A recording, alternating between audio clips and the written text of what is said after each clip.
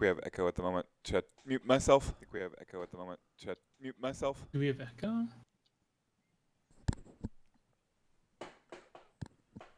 You can go ahead and mute my restream. Okay. Okay, yeah, that's what it was. Okay.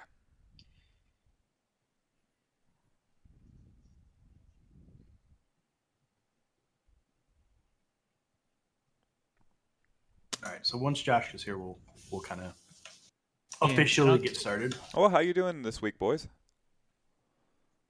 Pretty good. Jerry, any new news? I think I talked to Ian quite a bit over the weekend and throughout the few days, but not you so much, Jerry. What have you been playing? I've been trying to finish up the new Doom. Mm-hmm. And is it as good as we all hope? Other than that, yes.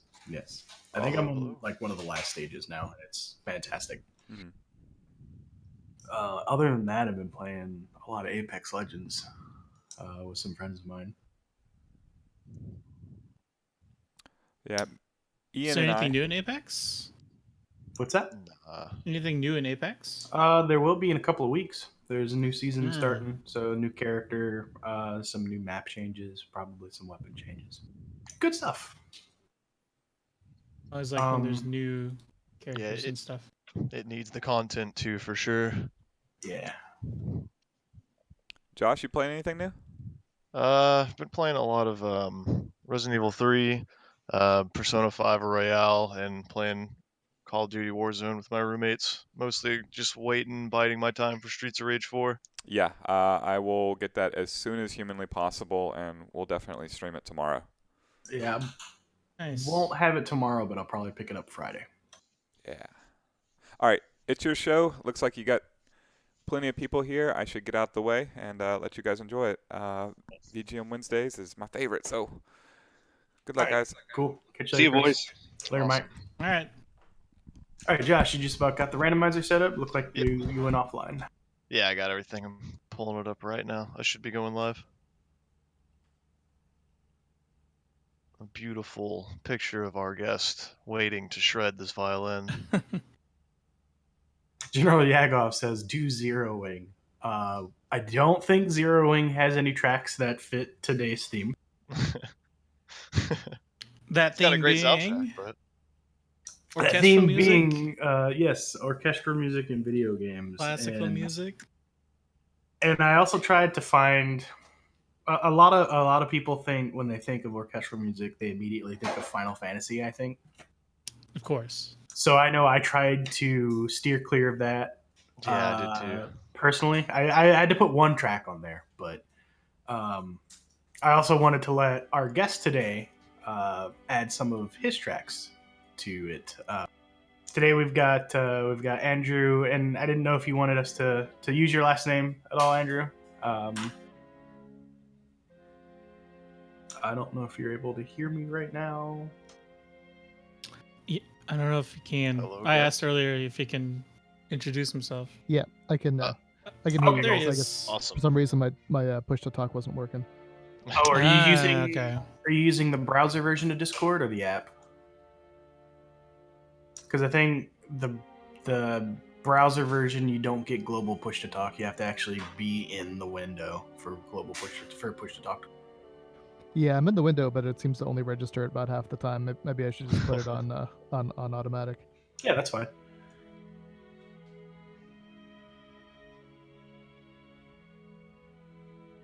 But yeah, I actually specifically went out of my way to try and find some from Sega tracks, from like Genesis games. Even though I don't like a couple of them, I remember playing as a kid, but I didn't play a whole lot of. We had a Genesis, but definitely it wasn't our RPG machine for sure. It was definitely the Super Nintendo and stuff for me. Yeah. So, Andrew, what's your background in, I guess, classical music or orchestral music? That's why we have you on, right?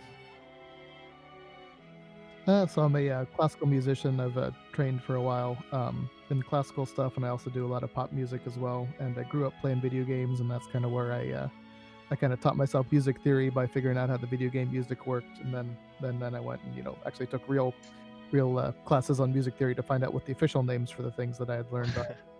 And That's awesome.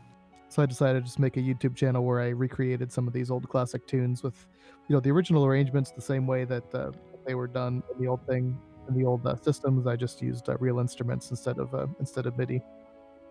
That was actually one of the things that really attracted me to your channel when I had stumbled across it a couple of years ago. Was that you stayed very true to the original arrangements, but just used real instruments. What were some of the things that inspired you growing up? You said you played video games and just kind of figured out music theory. What were some tracks or some games that really got you interested in it or made you really start studying it?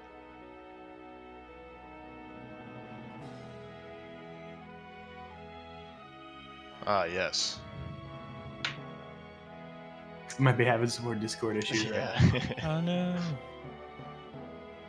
That's all right. There's always a technical hiccup at the start of every VGM Wednesday. We're just getting it out of the way now. Yeah, you're not wrong. There we go. Yeah, I think I might need to switch to the desktop app or something here. But Yeah. so I played a lot of I think Mega Man 2 was kind of the first game that I realized that I really loved the Yes. music that was going along with the video Nice. game. So that was a big one for me. By the time that I'd started taking violin lessons, violin was my first instrument. Same By here. that time, I'd kind of started getting into the RPGs. So, Final Fantasy 2, as it was called at the time, and Lufia were some of the ones that I really enjoyed them. And then, of course, I got into some of the other Square ones like Chrono Trigger and Secret of Mana. And Super I Mario RPG, of course. Right. don't know that I Uh, recall seeing any of those tracks on the channel.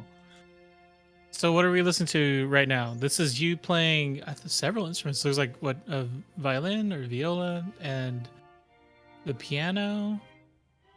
Are these some of your friends that you recruited playing all the other instruments? I think I see what is it, a bassoon? No, not bassoon. I don't know my instruments, guys. Yeah, it's got my buddy, the one that's in the thumbnail here is my buddy Richard Bobo. He plays bassoon and contrabassoon, and he's also got something of an engineering background, and he's working on a project to make his own member of the bassoon family that's a full octave below the contrabassoon, which for those who don't know is Ooh. just ridiculously low. Yeah, that's awesome. I've actually been watching a lot of I guess random classical musicians and stuff on YouTube. Actually, I've been watching a lot of two-set violin lately, and because of them, I've been like seeing a bunch of other people play other like weird instruments that we wouldn't normally see or see in the foreground. Actually, Some of if these- you want to, real quick, Josh, if you want to restart the track, it was turned down just a little bit too low. Okay, gotcha. No problem. I have no problem with that. somebody was playing a contra recorder, or a gigantic recorder. Dude, I have a weird affiliation for the harpsichord. I don't know why, but I love that thing. Apparently they're like awful to maintain, just extremely hard to upkeep. So this one, when I was like looking at songs, it was very hard not to add like kind of big band jazzy kind of stuff in there, because it's like, oh, okay, this is kind of an orchestra. They have like a brass section and strings, but well, how would you define like kind of classical or orchestral music, Andrew, or everyone else actually? Yeah, it's kind of tough to. Yeah, I think with orchestra, if you're using the term orchestra, I think it has to have strings in it. But aside from that, it can be pretty much any combination of instruments. There are, of course, symphonic bands and stuff like that. A lot of the brass players that I have, I've come across because they especially the trombone player that I use in my videos. I knew him from I had a salsa band, and he was the trombone player in the salsa band. But he has a British brass band that he runs here in Arkansas, of all places, and they've been competing and doing actually pretty well. But the British brass band style is just all brass instruments and as well as percussion, and they get some very kind of symphonic type of sounds with that, even though they don't have strings. So there's some kind of symphonic things that you can do without strings. But I think if you're calling something orchestral, then it kind of has to have at least strings or something similar like that. Sure. Even And a certain amount of players, because like, what do you think of like two play like a cello player and a violinist? Is that too little? Do you need to have I think more as than long like as they're in the forefront, like there's a lot of attention to them, I guess you could say. a string quartet kind of? Would that be kind of like an orchestra? Yeah, I think that's what in the classical world we call chamber music, which is where you kind of have just one player per part, and then an orchestra would be more Mm. that if you had multiple players per part. But I think one of the interesting things, especially about the Super Nintendo era music, is that even though they used string samples that would mimic a full string section, the fact that they could only play 8 notes at a time kind of made it more like it was written more like chamber music, which I always found interesting. It's got a little bit more of an intimate feel to it because it's not like you're sitting 50 feet away from the stage and hearing an orchestra with massive hall reverb like a lot of the modern games want to try to imitate. But in the Super Nintendo era, it's kind of like you were sitting just in a small room and all the instruments were around you. That's a good way of putting it. Never really realized that before, but definitely does sound a lot more intimate. Yeah, actually, like a few weeks ago, we had kind of music that made you like look out the window. I guess not intimate music, or what did we call it? Forlorn Um, or melancholy. Yeah, and a lot of it tended to be like more the newer stuff and less of the older like 8-bit era. And I think this has come up almost every week about um the not the struggles, but the fact that you have less kind of has to make you more creative. Like that's what like all the 8-bit era, 16-bit era like composers for video game music had to like kind of deal with. They had less stuff to work with, but they still had to make it work. And it's funny that you talk about that being more intimate and stuff. Maybe that's why that's like the stuff that kind of pops out in my mind. It's something more, something more intimate back then. Not so epic. Would you say you have like a favorite instrument by any chance? Well, any of the strings for me are always For sure. always things that I love. When I was in grad school, I switched to doing viola instead of violin, which is the slightly bigger, more mellow sounding violin. Um, it's just a little bit lower, but it's got a lot bigger body, so it's kind of got more of a smooth, mellow tone to it. So I kind of like that more than violin, even though I still play both of them pretty regularly. And then Yeah. aside from that, I just fell in love with bass guitar. I think that's one of the most fun instruments to play ever.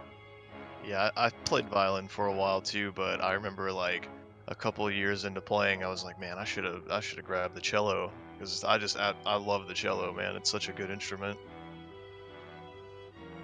In middle school I played trumpet. Well, middle school and high school, and I was in concert band until my junior year, and I also joined. We had a jazz band class, and it was so much fun playing trumpet in a jazz band. Yeah, I imagine. I feel like Some that was creative never an freedom. option for me back in the day. Like I knew there was like band, and I always wanted to play guitar. I've been playing guitar since like middle school, but I never knew it was a thing that I could do in school. I guess I never knew how to sign up for it. So we had an elective wheel. I ended up getting typing in French and wood shop. Typing? So yes, typing. That's how old I am, Josh. Not keyboarding, typing, mechanical. Yeah, there's just something about playing an instrument with other people that just makes it so much more fun. It's I like would kind of a conversation in like a different language, which is kind of awesome. I would sit there as a kid and attempt to transpose video game music from CDs that I had, just so we could attempt to play them in school, but never got the approval from the band director. The band director wasn't Yeah. interested. I always tried to get my orchestra teacher to let us play some video game scores, but they were a little more advanced for us at the time in 4th grade, so it never really happened.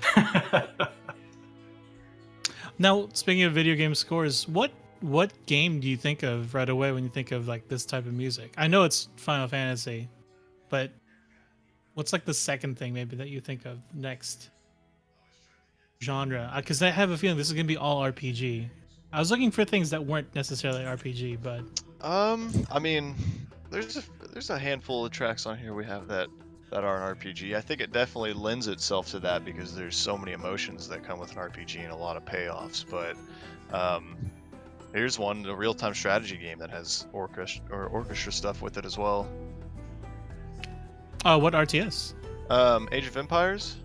Oh, of A lot of course. interesting stuff used. I also think of Zelda a lot when I think of orchestra music, and that's probably a little bit because of the Symphony of the Goddess tour that goes around that's an orchestra, but also just because it was probably my first introduction to using, quote unquote live instruments in a video game, making it sound like it were live rather.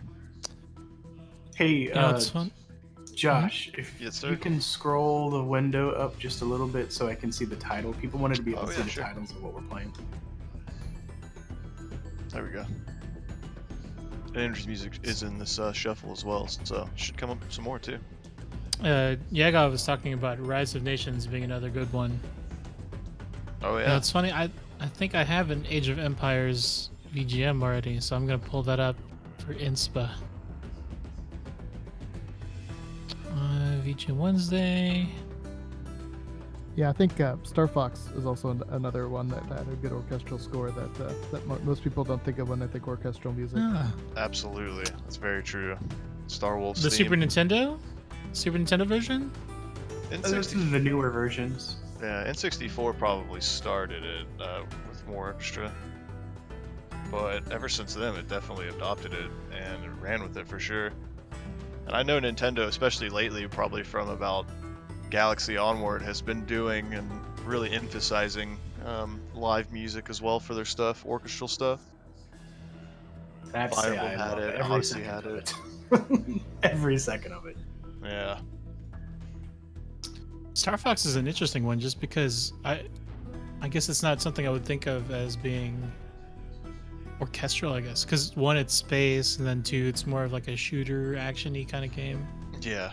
Like Well, I I said, mean, first you thought also is just RPG. described Mass Effect, and that's also on here. That's think that is on there. I think with Star Fox, they were originally trying to go for kind of a Star Wars type of vibe to it. That makes sense. Yeah, I think so. Also, another good, at least Super Nintendo era one would be ActRaiser. Had some great orchestral music in it. Oh, For sure. Yeah, good call. I wonder if I don't know if we put any of that in there. But yeah, that looks also pretty epic. I always remember the cover. I never rented it. It was a game that I was always out there for rent, but it had nothing on the cover that interested me. Like I was like, what is this? Yeah, I don't. I still to this day don't think I've ever played it, and I'm told that I'm crazy and I need to. It is Yeah, Yeah. it's a really great, great game, game. actually. Yeah, it is. It's a mixture between a platformer and like a medieval Sim City. And it's hard, but it's very, very fun. And it's It was I- hard to rent ActRaiser when there was a red, Carnage, Yeah, you it's know, very true. right next to it. So I was like, okay, I'm gonna rent Carnage. or Maximum Carnage. or Mega Screen Man shot. X. Yeah, Mhm. there's this guy blasting a shooter off of his arm. I'm gonna pick that one.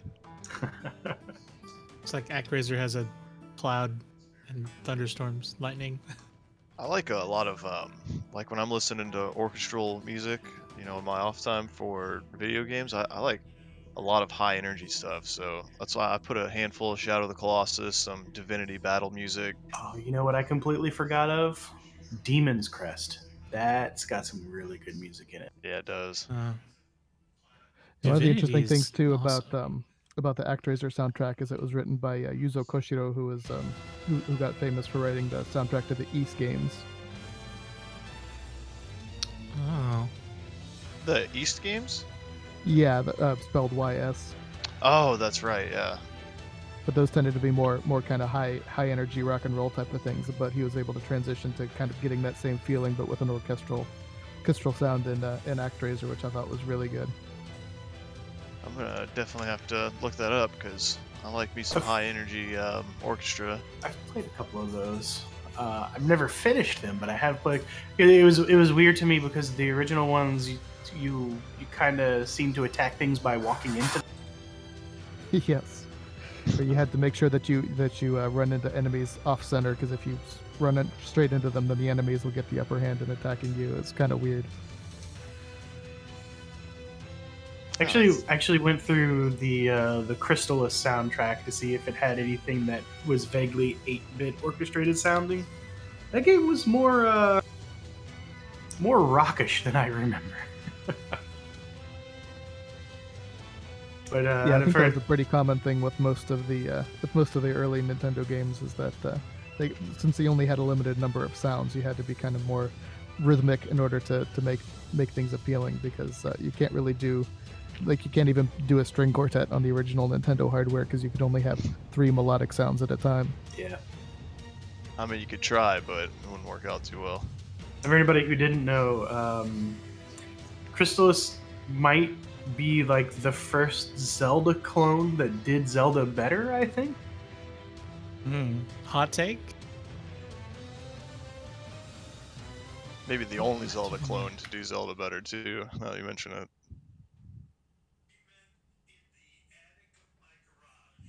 Yeah, to be fair, that was before Link to the Past came out, though. So that is very true. Quite a massive of a Zelda game to try to better. Speaking of Zelda, Breath of the Wild coming up. Yeah, Crystalis was definitely a lot more structured than the original Zelda was. Yeah, the first one is definitely extremely cryptic. All right, so I'm grabbing. Sandra, I don't know if you know what like this kind of format is, but usually while we're talking about video game stuff, I'm trying to Photoshop a cover of something that goes along with the theme. Usually we try to put Chris Delp and his cat in it. Sometimes us. And so like in the background, I'm kind of picking and choosing some of the games that we talked about. Divinity is a good one. Yeah, it is. Also because there's people on it. But Star Fox is also something that's an interesting one for sure. I've been wanting to play Divinity, but I've been trying to find a friend of mine who hasn't played it so we can play through co-op blind. I haven't gone through all of it. I got to like really good parts, but my party or my friends that play with me usually drop each time, and it's like, damn it, I had to start over again on my own, so the story keeps changing. Yeah.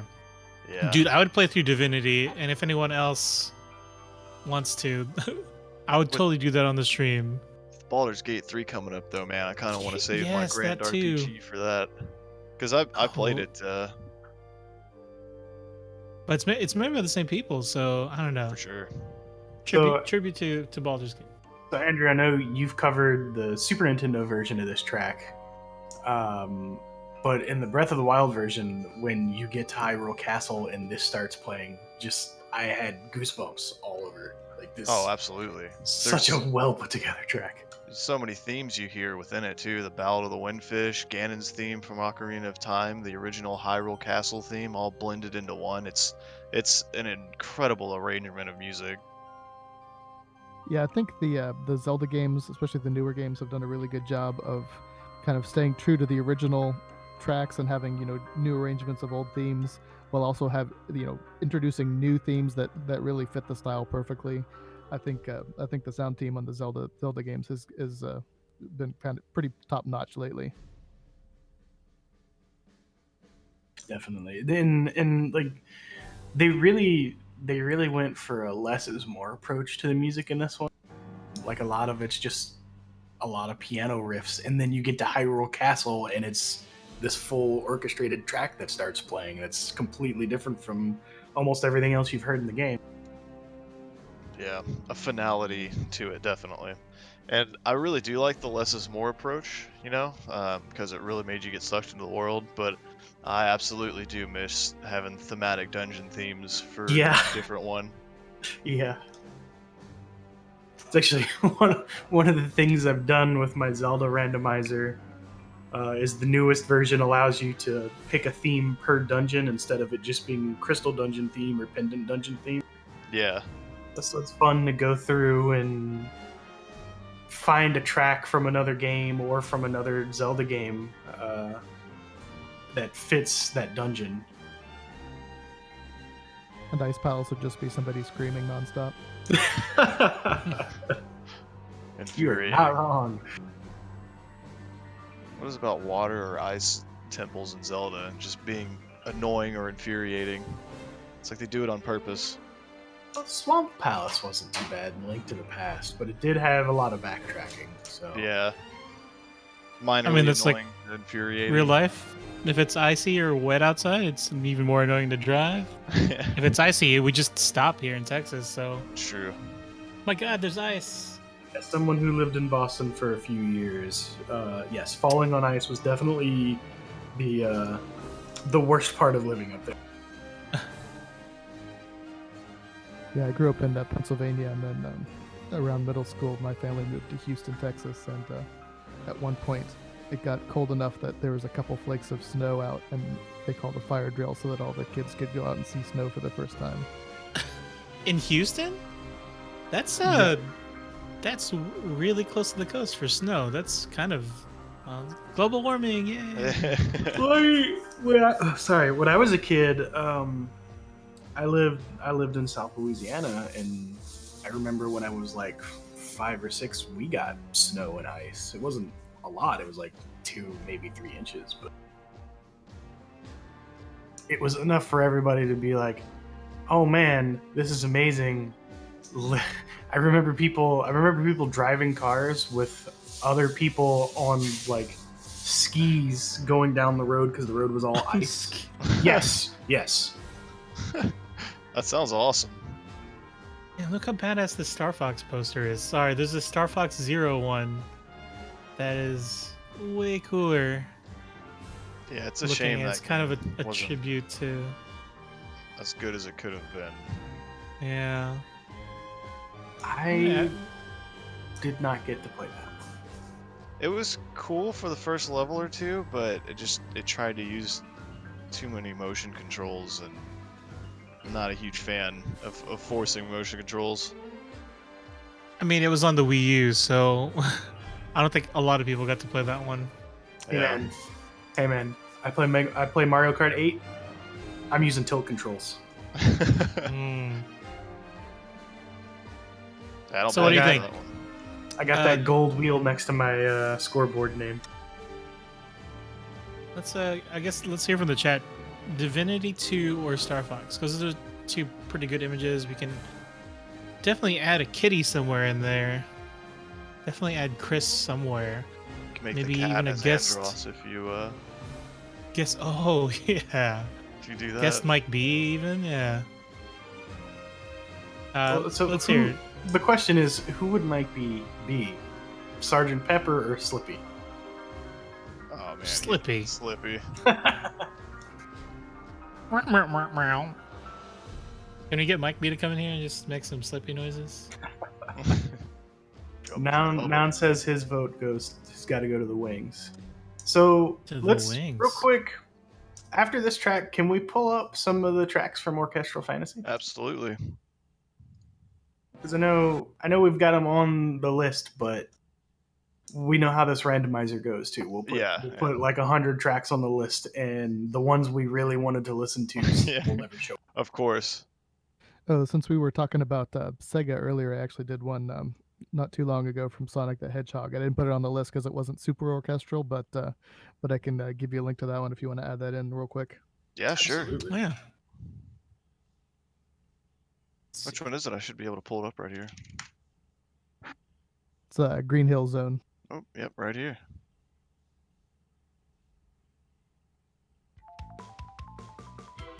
Oh, nice.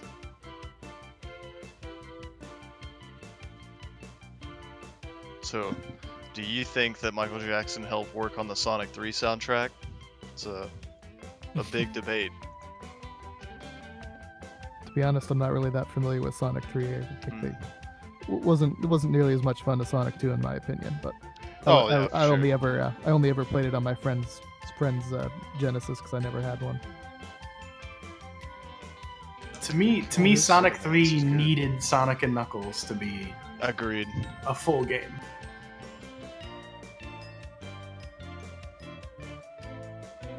And there's all these fake pings of Star Fox. Come on, man. Yeah, that's the new thing. They want you to go to their site and sign up. No. And download their stuff. They got to get around that the Google image search. Well, I'm gonna steal it anyway. I mean, not steal. Borrow Uh, for artistic The purposes. opinions said on VGM Wednesday do not reflect those of Replay Incorporated. But yeah, when I heard one of your recent your Hyrule Castle track that you had done recently, I saw the trumpet part in that, and I was like, oh my god, I'm relearning my trumpet. I picked the trumpet back up a couple years ago. I really want to play this part, and right after asking if you posted them anywhere, I saw the link to your Patreon, and I was like, okay, well, I'm signing up. I need this trumpet part. I need to play this. Ooh, this website looks legit. Which, by the way, anybody that's interested in supporting Orchestral Fantasy as well, if you go to patreon.com/orchestralfantasy, I believe you've got some tracks. You do like previews sometimes on the Patreon, and then you post sheet music. Yeah, for some of the for one of the tiers, I do put in some work in progresses of the stuff that I'm doing. Usually though, especially lately since we've got a 1.5-year-old that's been keeping me really busy. Usually I'll get 1 day a week to work on my videos, and I'll start recording in the morning and have the have the track finished and video edited by the evening. So I usually don't have too much time to put up a work in progress anymore, but I do have a couple that I've kind of been hanging on the back burner until I can get some guest artists or things like that. And I'll also do some remixes of some of my older ones. I've been doing this for about, I think, like 4 years now, and Yeah. I have gotten a lot better at audio mixing since when I started. So when I listen to some of my old recordings, I'm thinking, oh, what was I thinking? Yeah, I don't remember how I stumbled upon the channel. It's probably so. I used to run a turntable FM room, and then once that shut down, plug DJ room that was just based around game tunes and video game remixes. And if I had to guess, I was in my search of introducing something new to the room when I stumbled across your channel, and it's like, okay, everybody, you have to listen to this. This is awesome.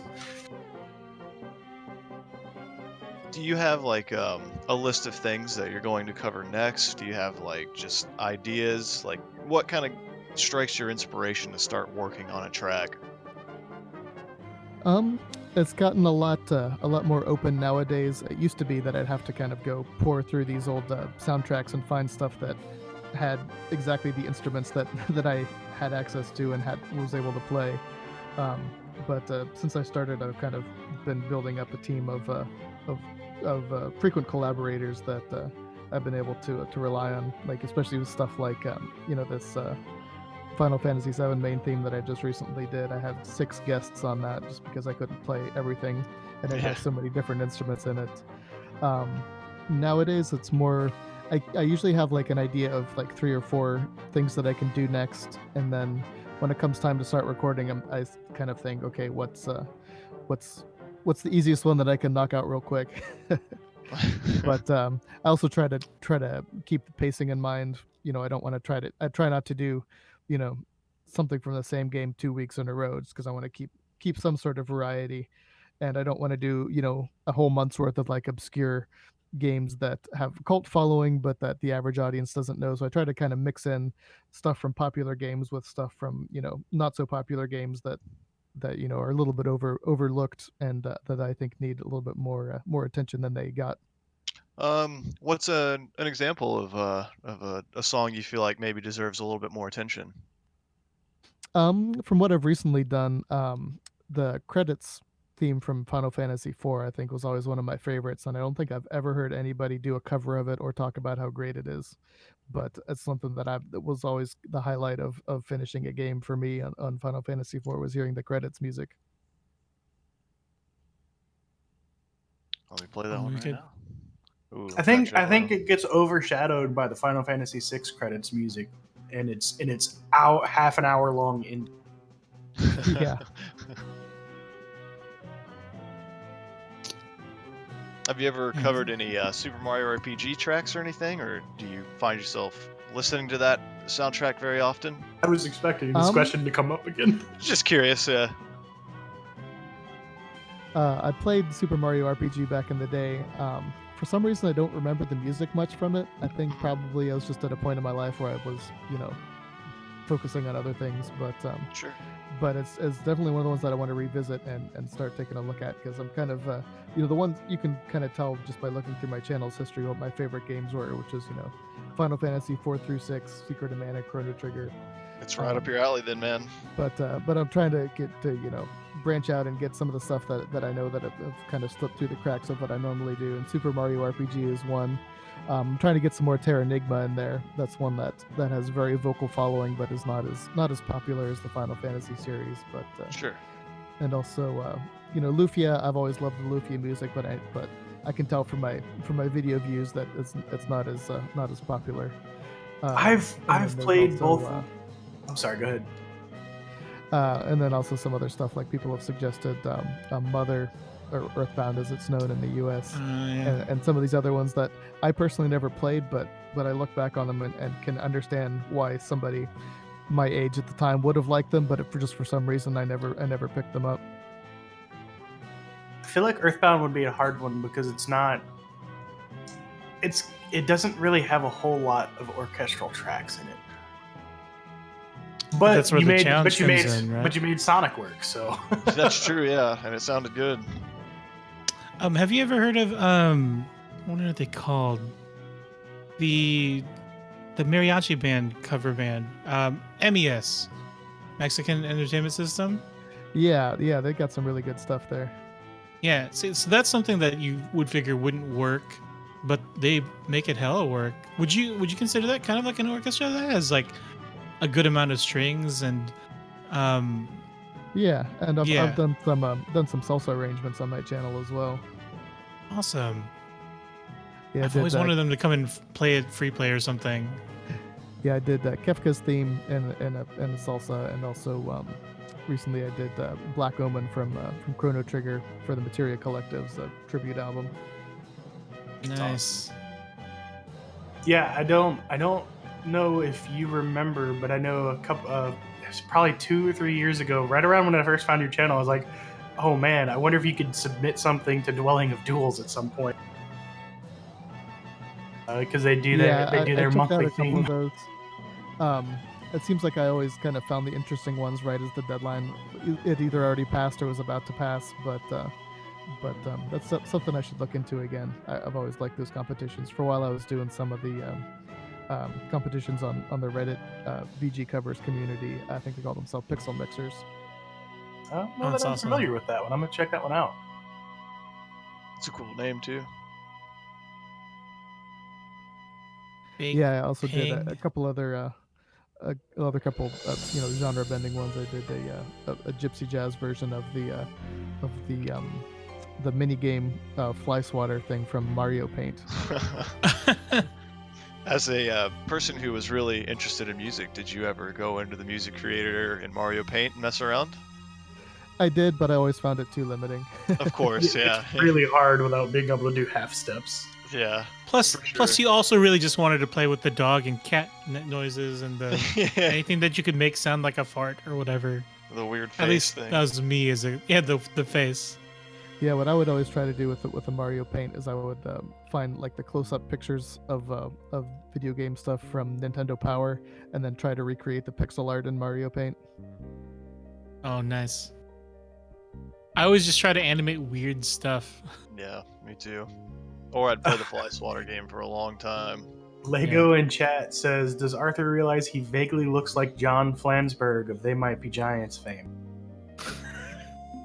Hold on. You got that, folks. Is he- John Flansburgh? Flansburgh. Is he talking about Arthur or is he talking about Andrew? Arthur or Andrew, Lego? Because this does not look like Arthur.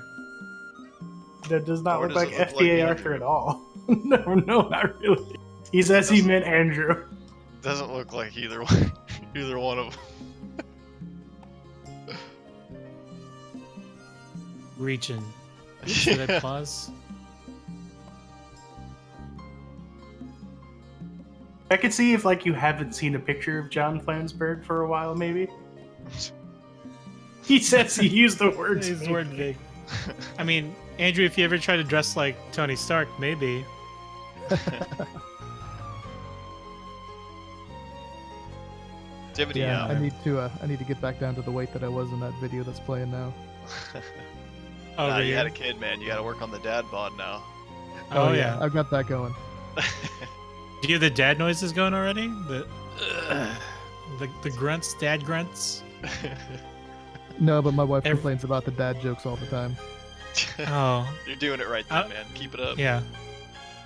I'm nowhere near being a dad, but the dad jokes are already there. Getting some good practice. I'm ready. What are we listening to now? Actually, it's very. It's Chronic Black Omen? Ridley. It got ominous. Oh, this is one of yours too.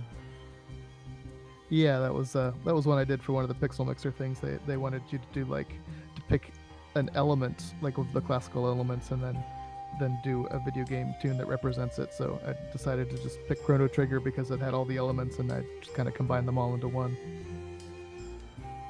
Chrono Trigger is such a good soundtrack. That's one that I could always have, I don't know, somewhere in the background. Yeah, that's just timeless. No pun intended. I really didn't intend that, but it is a timeless soundtrack. Just it's so good. You're just getting your dad jokes already. We get it. Yeah, you're right. I'm jealous now. I got 2 dad joke connoisseurs in here. I gotta start stepping my game up.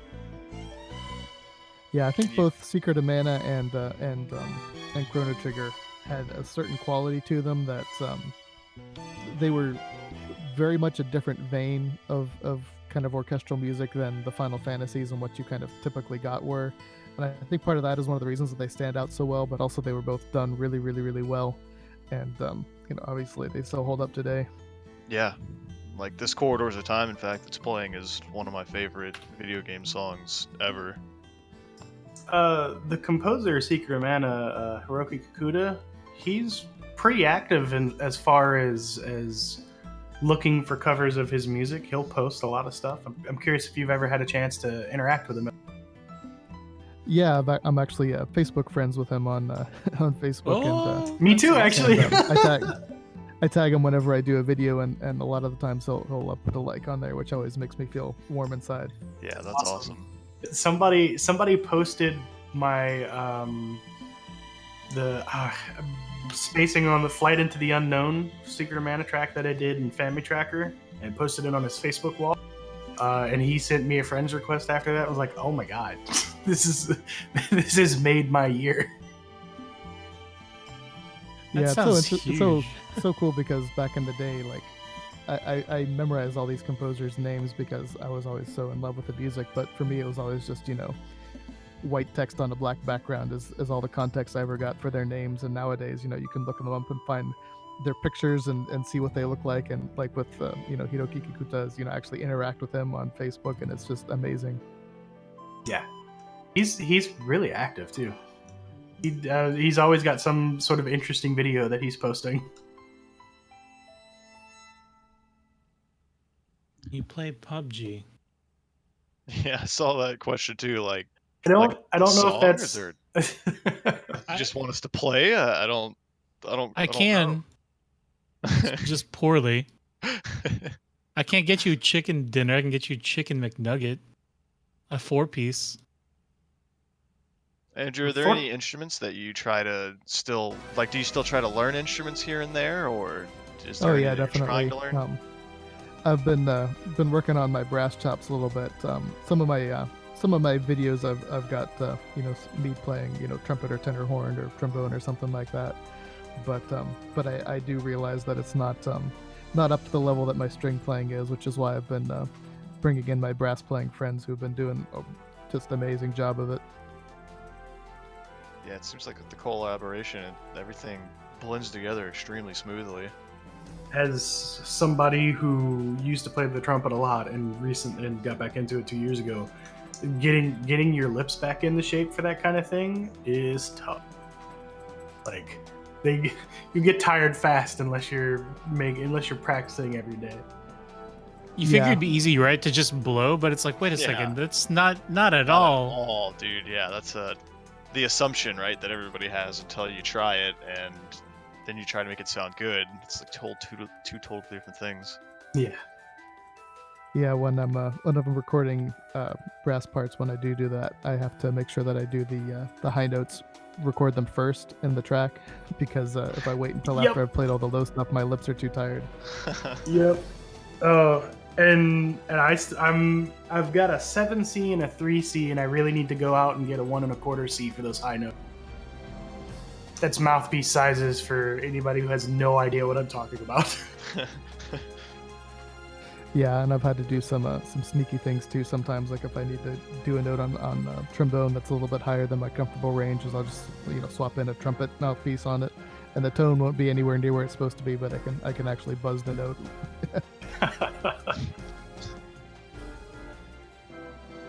All the little tricks of the studio that you don't see in the final video. I need to see if I can dig up some of our old jazz band CDs and reminisce about the good old days.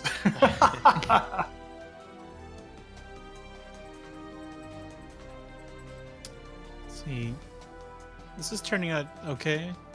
I thought I'd have a problem with like getting that little bit of the dip of the R and the F somewhere, but it works for VGM. Yeah, it Yeah, it does. does. Yeah. Whenever the W's don't look like the M's, you just turn the M upside down, folks. The font, Yeah, the font another trick of the vaguely trade. looks. The font vaguely looks doomy too. Right? It's these little. It's because this. You know what? Here, I'm gonna do something, and I'm gonna change it on the N. It's because it's on the N as well, Mhm. and I think if you just have it on the M and the W, it's gonna mimic more of Star Fox. Andrew, do you find yourself? Do you write some music too, just original composers, or do you like to stick to Yeah. covers, or just kind of call and response stuff like that? Yeah, I've done some original stuff. I wrote a whole album for my salsa band, which was always fun.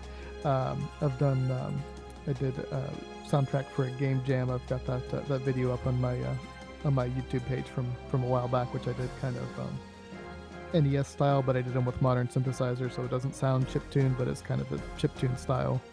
That's cool. I'm gonna have to check that one out.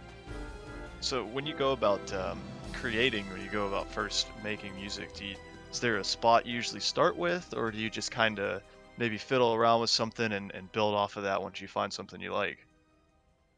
For me, I find that I have to kind of get an idea of what I want it to sound like in my head before I try to put anything specific down. Mhm. So if I try to start with, putting notes on the page or anything like that, then I find that I get too attached to what I've heard, because when I'm writing something, I hear it over and over again.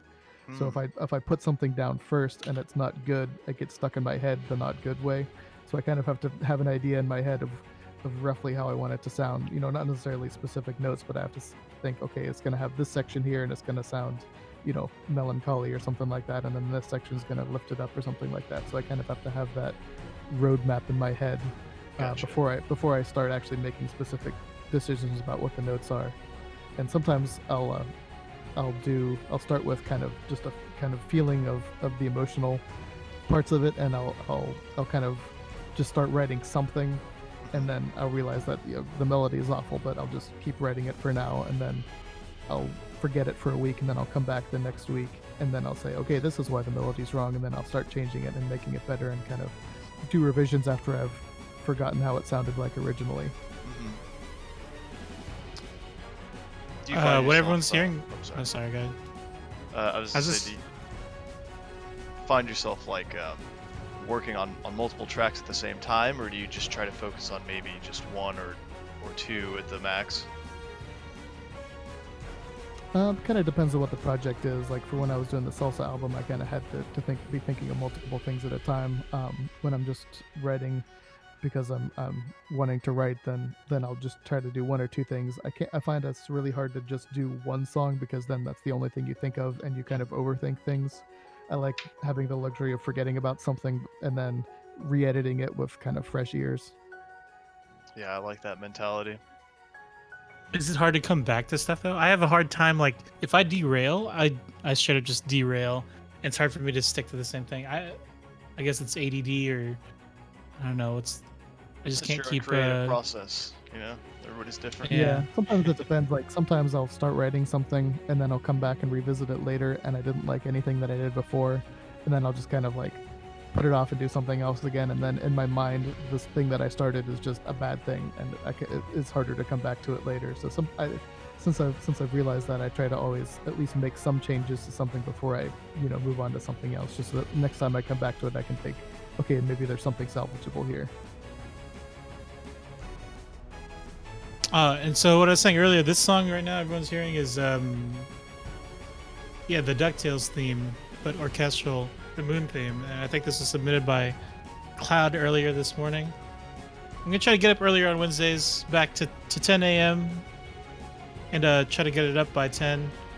And that way people can submit stuff and we can start throwing it in the playlists. But yeah, this was a user submitted one. I like this one actually. I do too. I mean, But it isn't like the Moon theme. the theme is already awesome, right? And Yeah. you add some of this orchestra to it, it kind of gives it a little bit of a more nostalgia kick to it. I mean, for some reason, it's more full sound, lends itself really well to it. You can drink a wine to this one.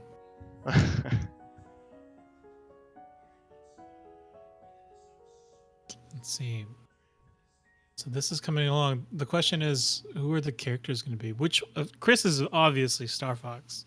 Oh, of It's course. obviously Fox. Which one is Pika? Or no, we have Keaton as the. That's Andros, right? Looming Yeah. in the background. Or I don't know if you can do that. how many cats does Chris have? Because if we get pictures of all of them, I think it was just Chris and all of his cats. 2 or 3. Yeah. 2 or 3, that's almost the team. Wait, that's the team if we have 3. Where you at, Chris? We need pictures of your cat stat. There you go. So 3 cats and Chris versus obviously Dictator back here. Can we just? I'm just gonna make this M Bison. I'm gonna make it Raul Julia. Yes, please do that. Yes. All right, Raul. Rest in peace, my friend. But He's lending himself to That something one on the great. second row, that last one on the second row actually looks perfect. this right here, Well, on the since right. since you only see the top of his face, I think that would probably work. Yeah, I need to get him like looking kind Or of the- up and to the left. Top right one, kind of. Well, yeah, Dictator. Let's see. He looks kind of like Robert Downey Jr. when he was younger. Don't even make it Raul Julia. Just make it Gomez Adams. That's what the Just announce Gomez. I could be down for that too. I mean, that's how I knew him. Actually, I don't think I've seen any other movie, unfortunately, except for Street Fighter, with him in it. Yeah, I think the Addams Family and Street Fighter are the only ones I can think of. Which is probably doing an incredible disservice to him. Addams But- Family was great. Oh yeah, of course, but I'm sure he's got some great other roles. Oh man, these bison faces. To me, it was just Tuesday. Oh man, I have okay, nothing- so enough. Nothing to say about this track or the previous track. Is that a bad thing? I Oh, just Mass Effect? didn't play those games. Oh, I didn't play Oblivion or Mass Effect. Still good pieces though. I think, is this the Normandy one? Yeah. Yeah, Normandy Reborn. This was huge in 2. Yeah, This it is like a was. part of the game where, so I want to say spoilers, but come on, how old is this? Yeah, yeah, it's pretty old. But also, So- I so mean, this you're- part itself isn't necessarily a spoiler. Getting the Normandy again. No, because that was like the biggest thing about going into part 2. So I unfortunately played part 2 first, and I was like, man, this game is pretty good. I didn't finish it all the way. I ended up going to GameStop afterwards, buying some used copies, and then played the first one. It's like this game was fun, and then I already knew the outcome of what was going to happen because in part 2, you start off with the ship just like in shambles. Like your ship gets destroyed, and then you spend all this time to kind of get it back, and then this is kind of when you see the ship again. Is this the introduction of who's the AI on there? Edie. Yeah. And so introduction of somebody's love interest. Pilot again too. Yeah. Yeah. So this was definitely a big part, and I just remember this being like epic and orchestral. Same with the trailer for 3, but I couldn't find that song by itself, so I ended up putting somebody's cover of it on there. So this is where Jeremy would pop in, but sorry, Jeremy. Who were we using Raul for? Andros or Pepper? I don't know who the dog is in the top left. Admiral Pepper, yeah. Admiral Pepper. Here's a good example of, I guess, an intimate sounding SNES orchestral track. Mark's theme. Still high energy though. And what game is? Oh, Kirby. Kirby Superstar. Yeah. It totally sounds like it could be Castlevania. Yeah, it's at the part where you're betrayed basically, and it's a boss fight all of a sudden. Very final feeling to it. Betrayed, come on, Kirby. Yeah, Castlevania is another one of those ones that had a nice orchestral soundtrack, even though they mixed it in with rock, which I think came out really good. Yeah, there's something about adding strings to rock is something that like I've always adored. It's just something that it brings to it that matches incredibly well. Yeah, I think the great thing with strings is that you can put it in literally any genre, and it always makes it better. Yeah, I agree. I mean, there's a whole. I mean, all the what's his name, Mumi Malstein or whatever. All the guitarists that like play and shredding. A lot of that came from like classical music anyway, like arpeggios and everything. Tapping on the strings and yeah. We haven't come across any yet, but I also added on this playlist a couple actual classical pieces that have been done in 8-bit. Some of it works, but there's some that you can tell there's like the limitations are a little too much. But yeah, that's kind of what Andrew was saying, is that you could only have like 3 melodic sounds going at once. So yeah, that's probably why you thought maybe it sounded a little brash in the chat. Yeah. So I know if you want to we've get all. an example, some classical shredding. There's an Eastern European violinist named Robbie Lakatosh that does some really amazing stuff. Huh. How do you spell that guy's last name? Spell that last name, yeah. Yeah. Josh has got it. Yeah, it's Hungarian, I think, so it's Lakatos. Lakatosh.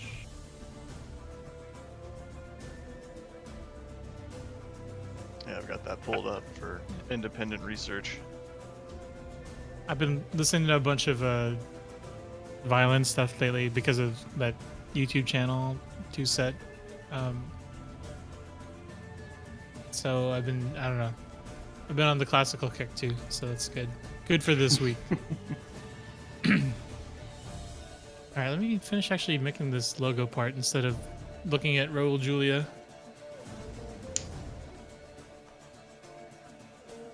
You just stare into his eyes all day long. Quick, change the channel.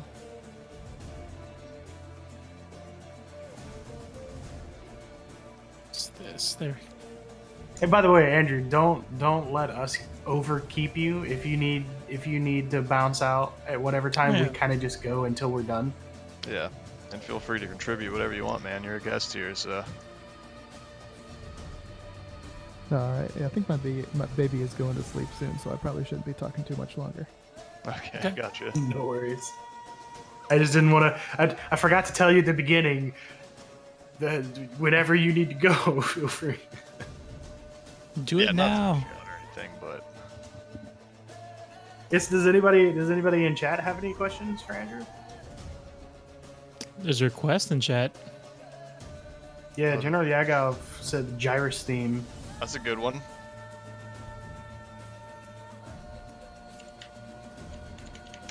What is this one from? This one sounds. Oh, Soul Calibur. Yeah, it's the Witcher 3 stage. I Somebody add this from the list? I know Probably my somebody brother. else put another. Let's see. There's a Soul Calibur 3 music. I'm afraid to ask why you think Penelope would have questions. Is it because of the Mike B question thing the other day? Oh, she has questions for everybody. She has Oh, the okay. Penelope questions. Oh, yeah. there you go. Yeah, they're very interesting questions too. Chris has a list, but Penelope, if you're on there, jump in. Noun's got a question for you. As soon as he types it out. All the way from Kansas. This works. I think the arcade one is supposed to be a little bit more orchestrated, if I remember And right. if I had to guess, that's probably the one General Yagov was Yeah. talking about. Okay, yeah, I was definitely talking about.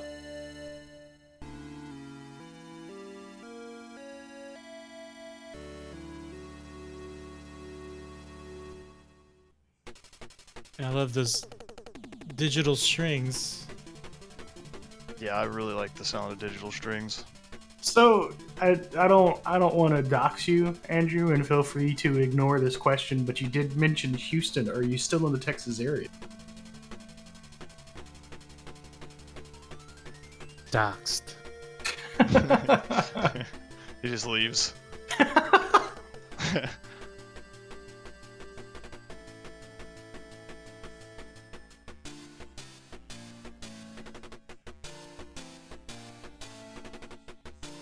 Anyway, the reason I ask is because we're all in the Dallas area, so free play is in the Dallas area. Maybe had. And that's something why come up we're or having some here. more Discord issues. Yeah, may have had to check on this baby. It's not what we need at all. That font's looking pretty good, man. Pretty spicy. Thanks. That's super embossed. Yeah, I just need a light bit of embossing. So Noun said he had a question, and he can feel free to throw that out there whenever he's ready, and then Fell off the face of the when earth Andrew gets- afterward. How do you fall off the face of the earth in a place so flat? Because it's fall. Yeah, that's. Oh, that's.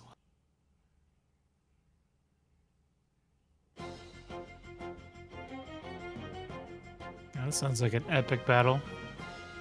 Yeah, Final Fantasy VII battle theme. Just- One of Andrew's no, covers. just a regular battle.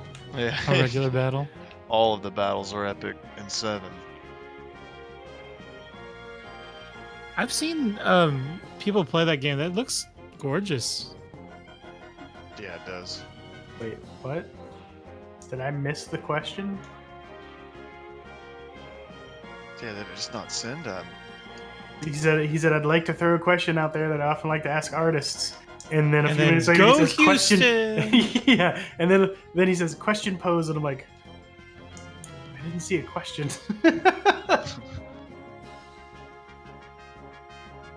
Maybe it just didn't Questions send. usually have question marks at the end. Yeah. There you go. Cool. Yeah. So when Andrew gets back, we'll ask which does he feel he likes. Which does he feel he does more, produce art or consume art? Oh, hey, there he goes. Okay. Oh, he's in baby chat now. sleeping. All right. Gotcha.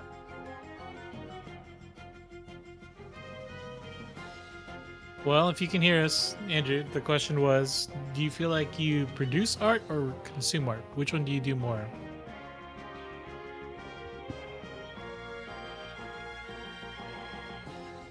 I feel like it's so hard not to. Yeah, it's hard to just do one, right? Yeah, I feel like The the more you consume, the more you want to create. I feel like so. It's, Yeah. Yeah, they kind of feed off of each other. Consumption kind of leads to creative, like, you know, aha moments or just inspiration in general. And then my question was, and again, you feel free, you don't have to answer this.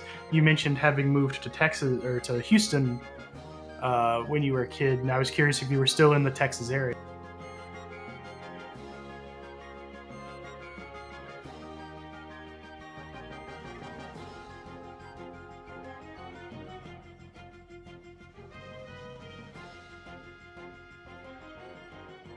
So he says, now I'll read his answer because chat may not play back in the VODs, especially if they're on YouTube later. So the answer, producing or consuming art, he says it's a tough one. He feels like he has to swap back and forth to clear his head. And sometimes he doesn't want to listen to other people's music. Or sometimes you get stuck on something creative, and when you listen to something else, you get inspiration on how to fix it. I get in those moods. I get in like different consumption moods. Like sometimes like I just want to listen to music. I don't want to watch anything. I don't want to play anything. Like recently I haven't been in a video game playing mood. I've been wanting to watch more stuff. So even the different like media kind of jumps back and forth for me. On Tuesday nights though, I get very inspired to start listening to a bunch of stuff for VGM Wednesday though. Yeah, it is nice to just curate. That's usually the last couple hours of my day is just doing some research on the types of music or what I'm Yeah. gonna put on the playlist. I forgot about this one.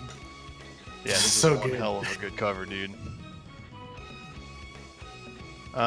Andrew, have you been to anything like Video Games Live or Symphony of the Goddess, the Zelda one, or the Pokemon one, Distant Worlds, Final Fantasy, any of the traveling orchestras for video game music?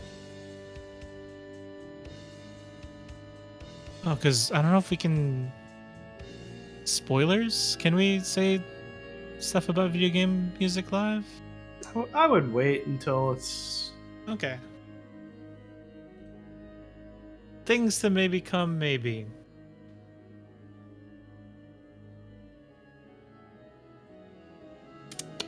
I suppose we can put the chat up there. Interesting. Disagree. He says I haven't, partly because I'm busy and partly because a lot of the times I disagree with how they do their arrangements. Oh. No, I think I it's understand totally that. yeah. There's nothing Yeah. wrong with especially being classically trained in music and all that.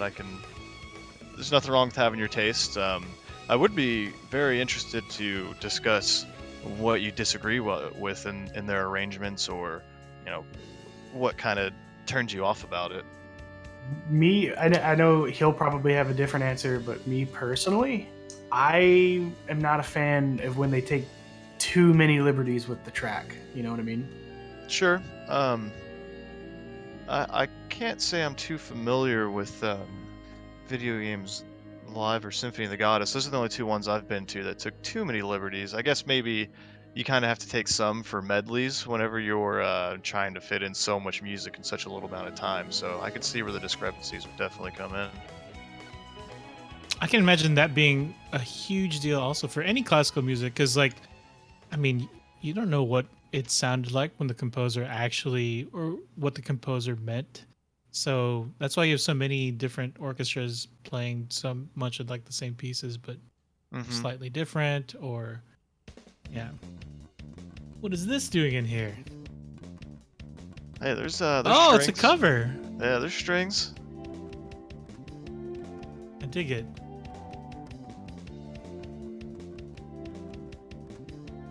All right, how about some hot takes, which we do pretty often here on VGM Wednesdays. Andrew, are there any like soundtracks or maybe games that you think are overrated, perhaps? Like people seem to really like the music from, or the game in general, that you just aren't a fan of, can't get into it. Don't worry, we won't chastise you too much. Yeah, because some people here like GT, Dragon Ball GT. I never said I like it. I just said it's better than Super. You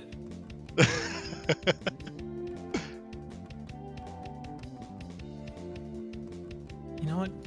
I don't know why in Photoshop every stroke becomes rounded, even on sharp objects. So let's be better than that.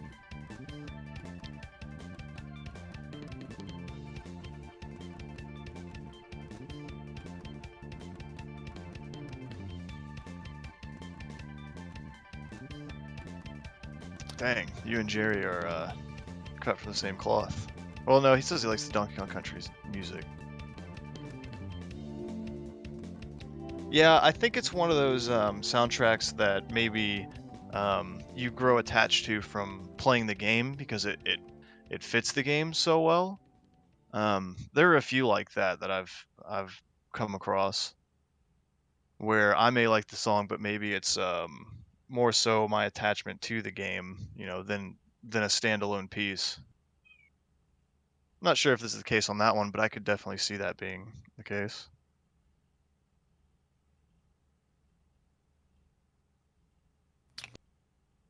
Showing some Photoshop magic. If you don't know what to do in Photoshop, Google it. Hey, yeah, I was about to say, why haven't we played that song yet? Because I saw just you going through scrolling past it. Yeah, I didn't even notice. I was like, wait a second. So with that in mind, melody being more important than ambience, how do you feel about like the Super Metroid OST then, which is more ambience than anything else?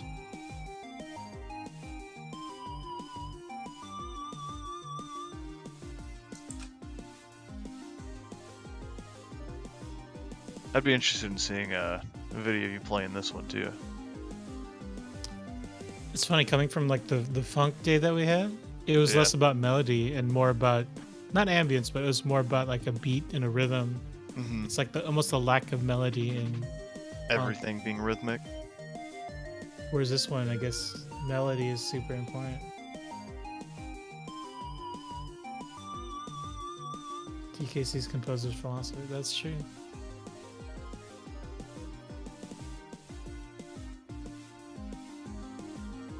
There is a really good Super Metroid cover. Actually, it's a cover of the first 3 games. And I'm trying to find it right now, but it gives it it turns the soundtrack into kind of like a 70s sci-fi style soundtrack, and it really works. Really? That's an interesting take on it, but I can dig it.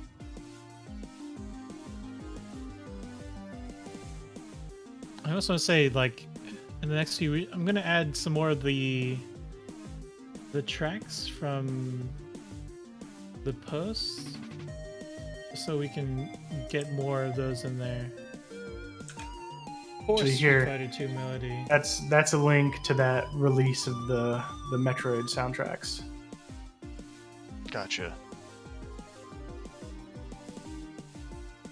Open that up. So one of the other things that Andrew and I had talked about a couple of weeks ago was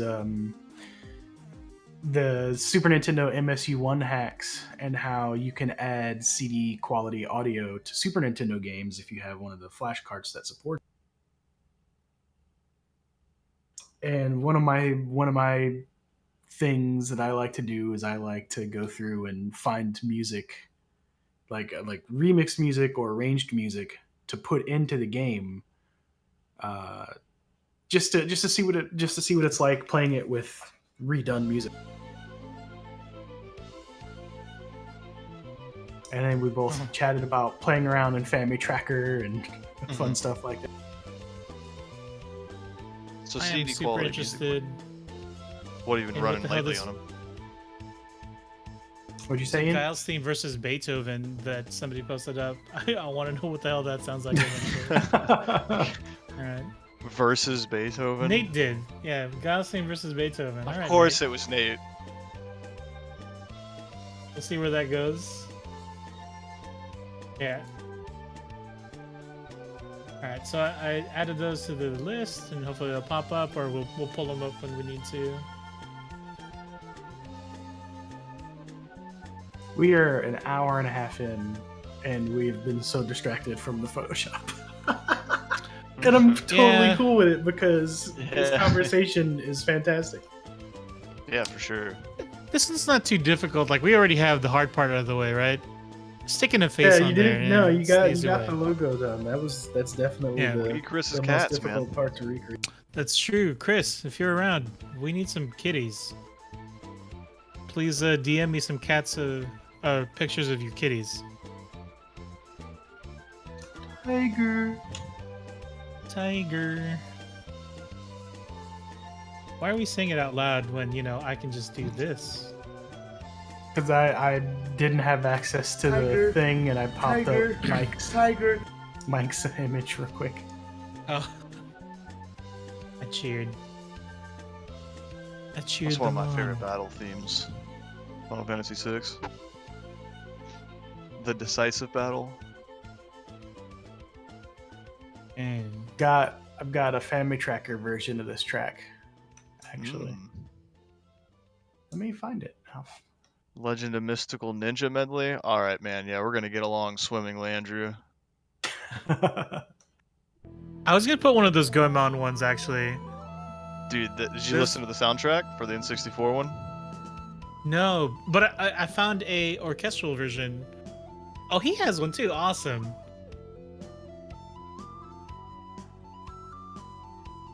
A lot of strings on that bass, man.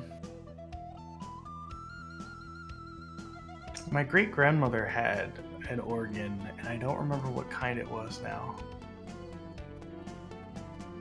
I was actually gonna ask, on the Chrono Trigger cover that he did, what kind of organ or piano sound was playing in the background? Because it made it sound kind of 8-bit-ish, but like analog 8-bit. I don't know if that makes sense. It's an 8-bit sound coming from an analog instrument of some kind. The organ I'm Speaking of using. recorders, we were talking about 50 recorders and bucks at stuff a too. Thrift shop. Yeah, do you remember which song it was playing in, Ian? Oh man, it was like 3 songs ago. I'm sorry, I totally missed. I was gonna ask it, but then I got distracted.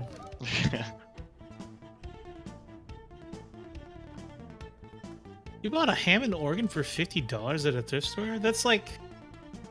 That's totally like a bucket list thing for me, is finding an instrument for super cheap, like at a random thrift store, but it's actually amazing.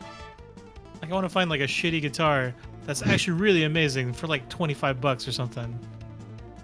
I've never once found a steal at a thrift shop, man. Just I can't get lucky like you guys. I don't know how much of a steal it is now, but I got all of Sandman for pretty cheap at Recycled Books and Records up at in Denton. Yeah, I asked my What- mom what kind of organ my great grandmother used to have, and she says Wurlitzer maybe. Ooh, bluesy.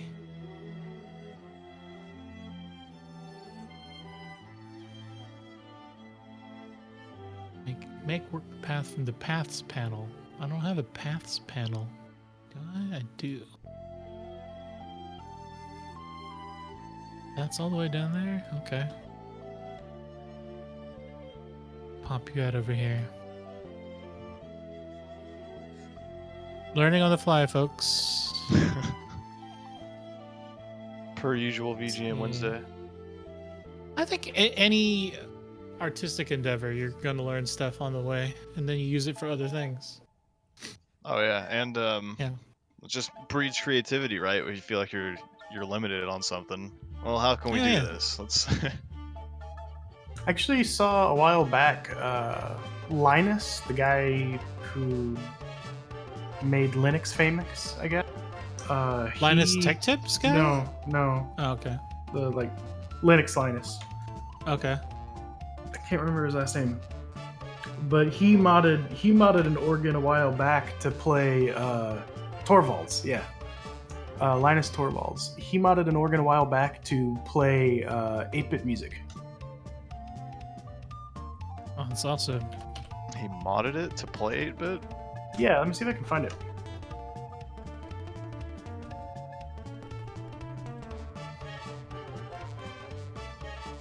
He called it the Chipophone, 8-bit chiptune organ. No, Linus Ackeson, not Torvalds.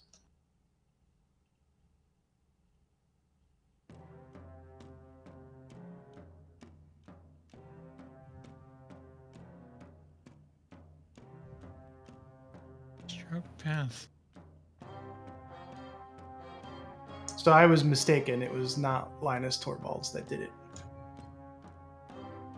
Oh, this path is terrible. All right, the other thing we learned is that if it doesn't look good, don't use it. Don't use it, folks. That's just good general advice. Yeah. You make do with what we got. Is that a solid black trumpet? That thing looks clean. Metal.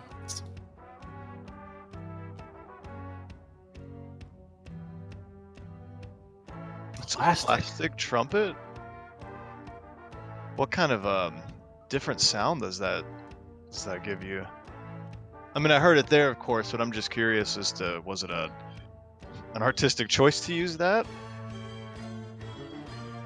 I have to imagine it's a lot cheaper to buy a plastic trumpet. Well, than it is to yeah, buy a that brass too. trumpet. Yeah. Just cheaper. Just and say more yes, durable. yes, artistic choice, not monetary, not monetary choice. There we go. You did it for the art. Just like how when I went to like art school and in my painting class, I did everything in monotone colors, and I said it was for a reason. No, it was because paint is expensive. So, hell yeah, you're getting black, white, and a color because that's all I could afford. Yeah, it was my when I- artistic integrity that made me pick Yeah. all that. When Super. In my photography class, so this is the part where being the artist is like the more important part. Like in my photography class, I did a lot of pictures and I developed them very small and like small pieces of like film or of paper. And then I just pretty much told my teacher that, oh, I wanted these to be more intimate. The smaller it is, the closer you have to get up to them, and then you feel more intimate with this actual like photograph. No, also paper is expensive, so the smaller you make it, the less you use. Yeah, so the biggest artist in everybody is the con artist. So yeah. I like that. Yeah, when I got my trumpet to relearn how to play, I picked up a Benjamin Adams for relatively cheap, and I got one of those cool Yamaha silent brass microphones. So like it's a mute that you plug into the trumpet, and then you can plug it into your computer to record directly from the mute. It's kind of neat.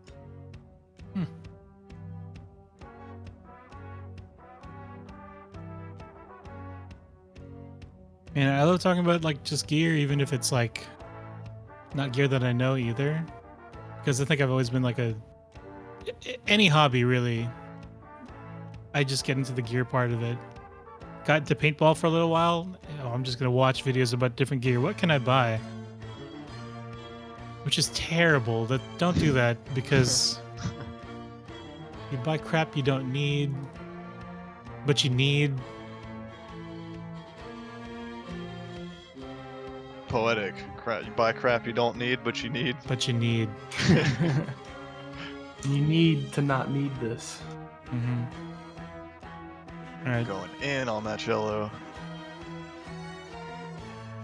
Yeah, I just recently picked up just like a 32 key keyboard, just messing around with some stuff. nice again. Yeah, recording some stuff and being able to layer other things on top of it. I'm helping me brush up mature. on my music theory. So the question is, do you do 69 or do you do 55? 50. Oh, Why damn not it. both? 69.55. I did 69 because there's already a 6 in there. Damn it. I like that. Yeah, but we're PG, and I should be better than that. I can do better than that. That's Well, I mean, I liked that one. I understand if you want to do the 55 for thematic reasons, but trying to think of how this would look like as a 5, because this is definitely not a typeface. I've got to play it. We'll pick and choose pieces.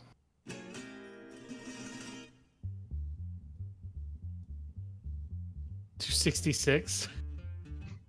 All right. Star Fox 66. This Ooh, song I like brings this. back memories. This is awesome.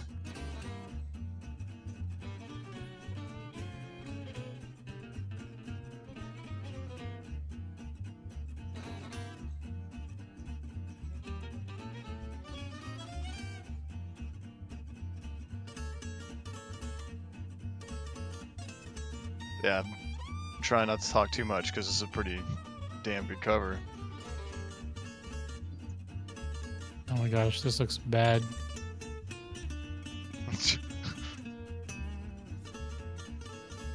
Well, we'll clean that up in post.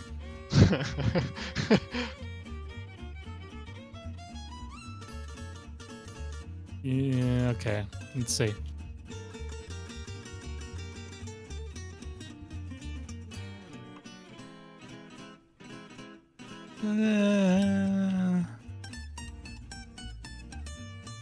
Clean it up in post. Let's go. Kind of matches this song good right enough. now, actually.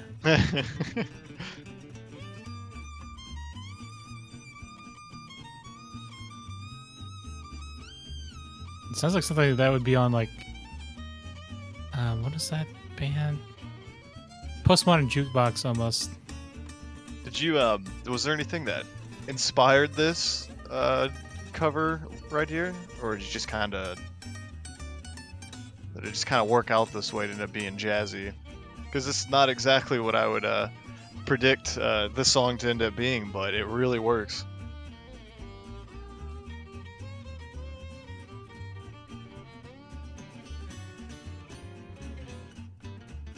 Where's this theme from? This is the Nat song from Mario Paint. Oh, nice. Hours playing that mini game. Hours. Yeah, dude, for real. The noise the boss would make whenever you hit him, it just did Ooh. not. Ooh.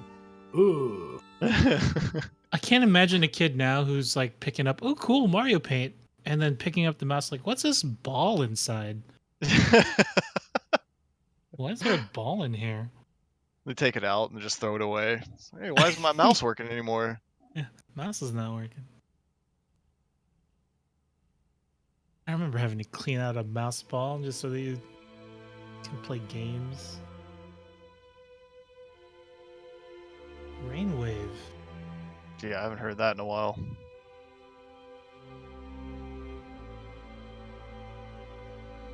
Getting distracted by music. Let me go back.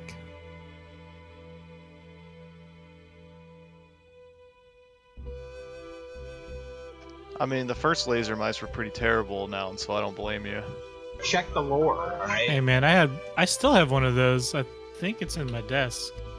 We have a friend who used to play Counter-Strike on a trackball, and back in the day that just kind of blew my mind.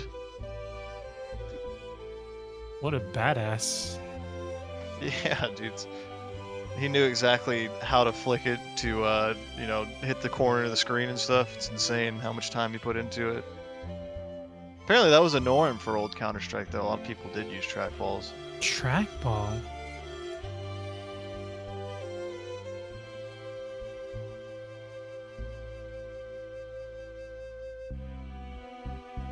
There you go. Fixed it in post. Kind of. And nobody was any of the wiser. Yeah, it's not like there's video evidence that didn't do it right the first time. We'll just cut that part of the VOD out. Yeah. see. This kind of has like a pattern that looks like this. No, let's not do that. Let's keep it simple. Kiss. I'll make it as complicated as possible. I would be opening up Illustrator. How do we have these two kissing each other without looking weird?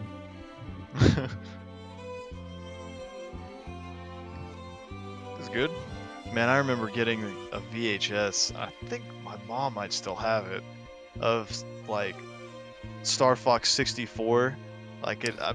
Oh, had- dude, I know what you're talking about. You know exactly what I'm talking about, right? I do. I have that, and me and my sisters always made fun of the guy who said, "Is that a B-52 or something?" Oh And they were yeah. talking- yeah. And it was talking about the Rumble Pack. That was like a VHS. Oh man, I have to find that. I wonder if It that's had worth that. money. And like, was it only that, or did it have a couple things on it too? Isn't N64? I don't know, demo or something. I don't It know wasn't. how we got I it. think it was just showing it off or something. I don't remember how we got it either. Probably through Nintendo Power subscription, because that's how I Might have got been I got a Donkey Kong Country video, and I got a Mario 64 video, and both were from like months before either of those games came out. I remember also getting it's like a small envelope that looked like a GameCube, and it had um, a little disc in it that actually worked for CD drives, and it was where I first saw the Super Smash Bros. Melee opening movie, and I remember just Nice. freaking out. I remember my brother and I were like, "Should we put this CD in here? It's too small. It's not gonna work on our computer, right?" I remember we were younger, so we didn't know what would happen, and eventually we were like, "Oh, whatever. If we get in trouble, we get in trouble. We got to see what's on here." Because it was still the size of a GameCube disc, and we weren't sure if it was going to read properly or not in just, a regular sized CD-ROM. I gotta stick this together. I remember I used to do that with my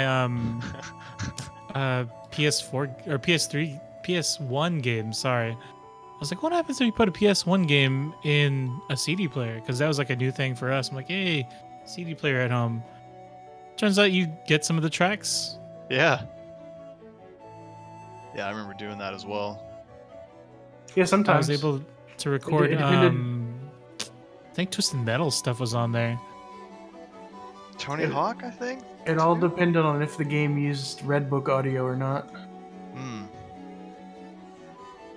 I want to say Tony Hawk was one. I remember doing that with a few of them just so I could listen to video game soundtracks on the bus ride to school.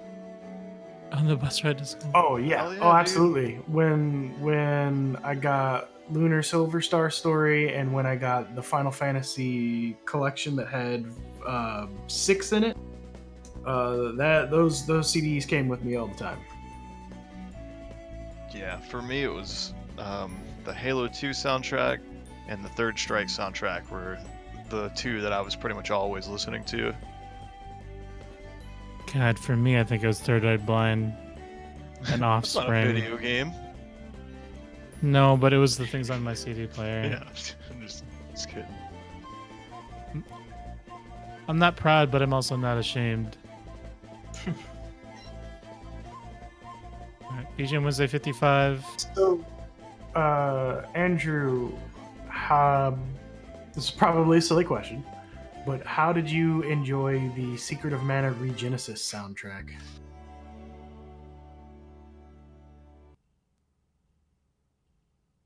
Rather, what were your thoughts on that? Being that it was mostly like they didn't really change the tracks at all. Like it was basically just a remastering of the Secret of Mana sound. Personally, I loved.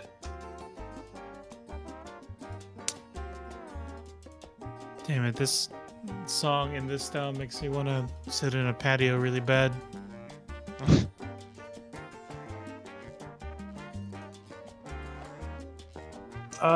No, not the port. probably about 5 years ago, Squaresoft released the Secret of Mana soundtrack called Secret of Mana RE Genesis. And it was basically a remastering of a few tracks from the original Secret of Mana. Oh, it's really good.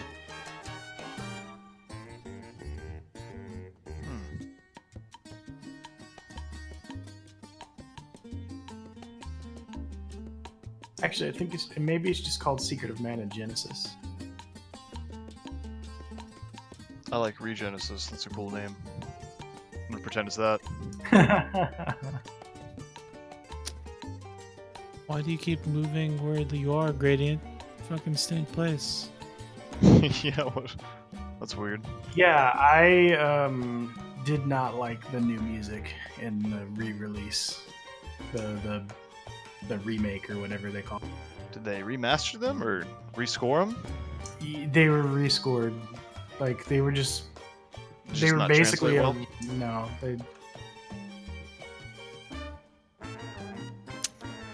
If it ain't broke. But I don't have the camera on me anymore because I'm just bobbing my head to this. Also, Quick, coffee. Put his camera on. Haha, can't do that.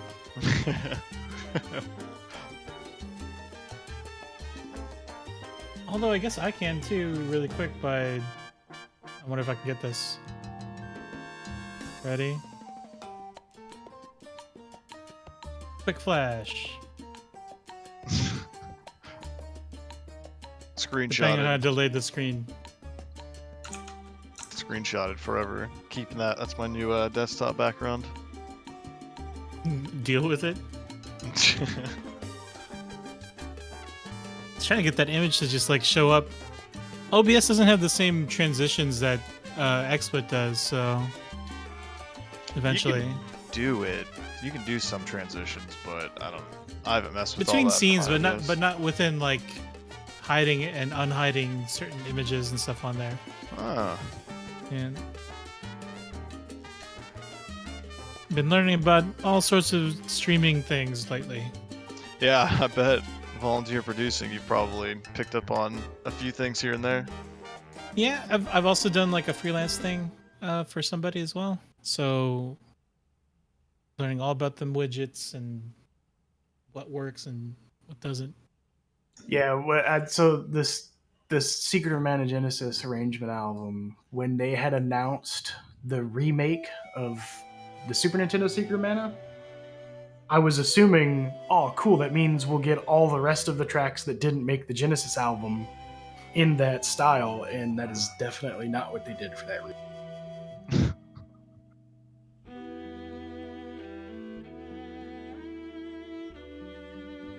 Oh man. Yeah, I figured Yes to more. Ian, you'd like Yes this to one. more Chrono Trigger. Why do I not have that on vinyl? Yeah, man. Buy it right Has now. it been released on vinyl? I And don't know. show You figure credit it would have.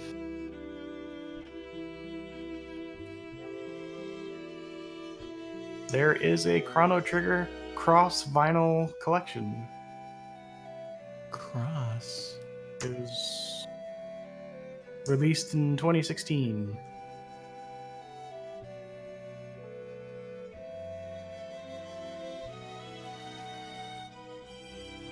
All right, we've got a Raoul. We need a Chris. It's gonna make him dictate it. I mean, that works so well. That scene alone right there, that's still from the movie. It says so much about it.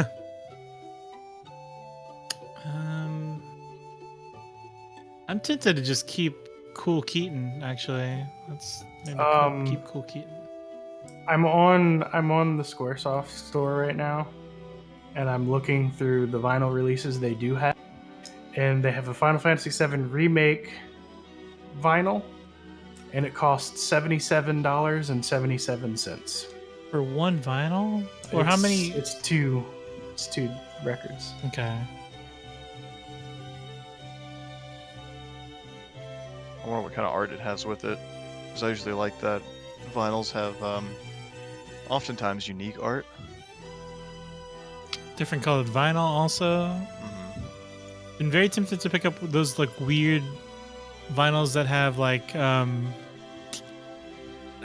liquid in them. I don't know how well that makes it sound, but it artistically, I remember there's like the Alien soundtrack, and it had green like liquid in it, which was Really? amazing.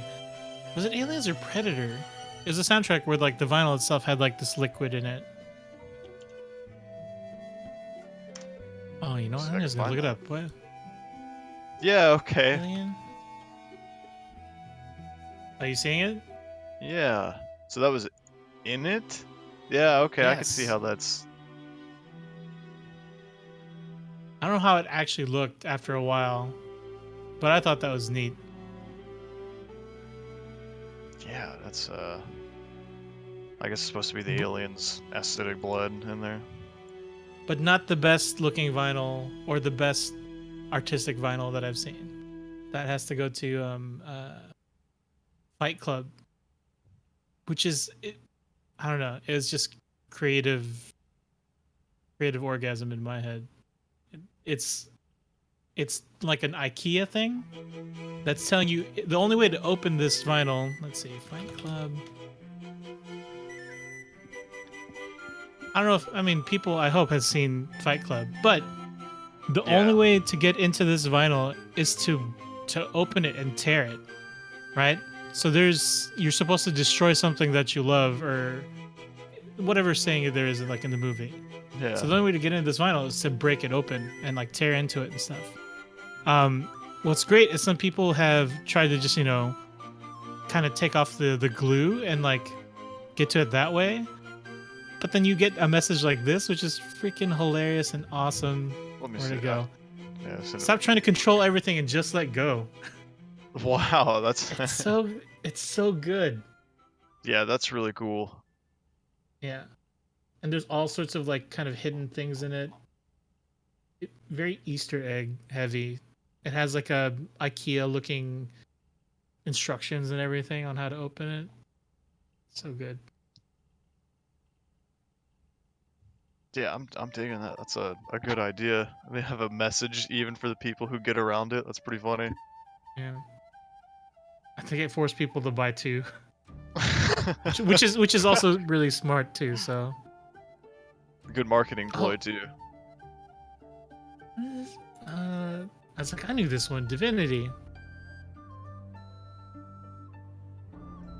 We should have a free play plays Divinity, That would be cool. and then we just name all the other characters. I don't know, I Michael have to- Beltran. I ended up like Chris being Delp.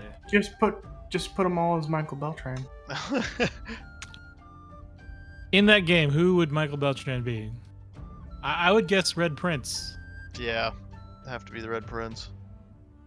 My roommate and I never like ended up finishing it because we had pretty much just fought anything and everything we could the entire time, and we became just so vastly overpowered with the Lone Wolf's perk that we just kind of fell off. Oh of it. yeah. We were like one-shotting bosses and stuff like that. We're just kind of like, well, we've kind of Yeah. hit godhood, so that's the end of our journey. That was one of the things that like me and my friend, because like I said, we played it with like 4 players. I was like, okay, that's cool. But then when me and my buddy played it by ourselves, because I wanted to progress the story and he did too, we had lone wolves on too, and it was just almost not fair. I like how creative you could get, like almost creating your own class with all the spells and stuff in that. Oh yeah, it's amazing. I ended up going two-handed necromancy, and it was so good. It was just so incredibly good. Teleporting corpses into a group of enemies and blowing it up. Dude, oh my, that was the greatest. Why is this not? Oh, it's on multiply. Furry Chris.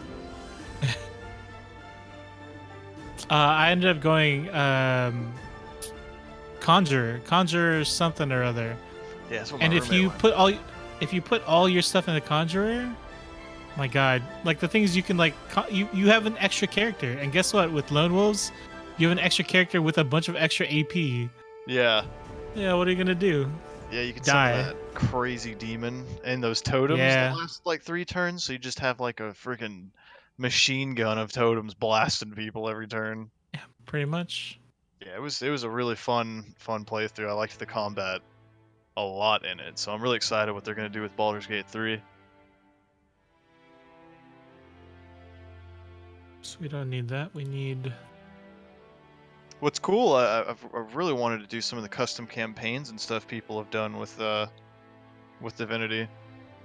Also, some people run their D&D stuff from it. Yeah, that sounds like an amazing thing. Like that's why I ended up buying it for a friend for their birthday because they do D&D stuff, and I think that'd be really cool to do and like learn. I'm sure it's a pain in the ass like set up. Yeah, but I bet it's so worth it, man. Oh yeah. Having, you know, a visual interactive with it. Then again, one of the things I really do like about playing actual D&D is the absolute creative freedom, you know, like making your DM just have no backup plan for what you and the group decided to do. Yeah. I hear a kitty. Yeah, my cat's going nuts right now. It's because Keaton's on the screen. Yeah. She wants to talk about video game music too.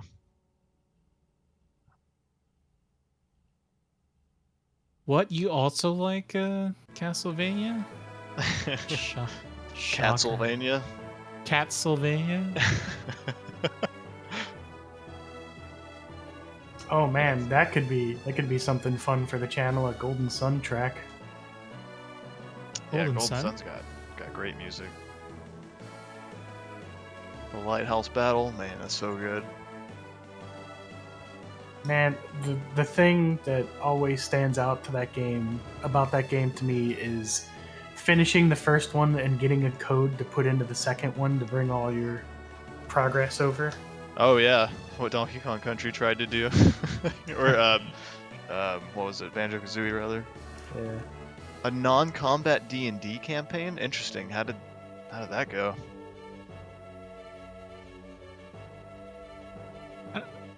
I don't want to bag on like the role playing part of D&D, but that was a part that I was the weakest at. So I was all about maximum damage and Fight. stuff.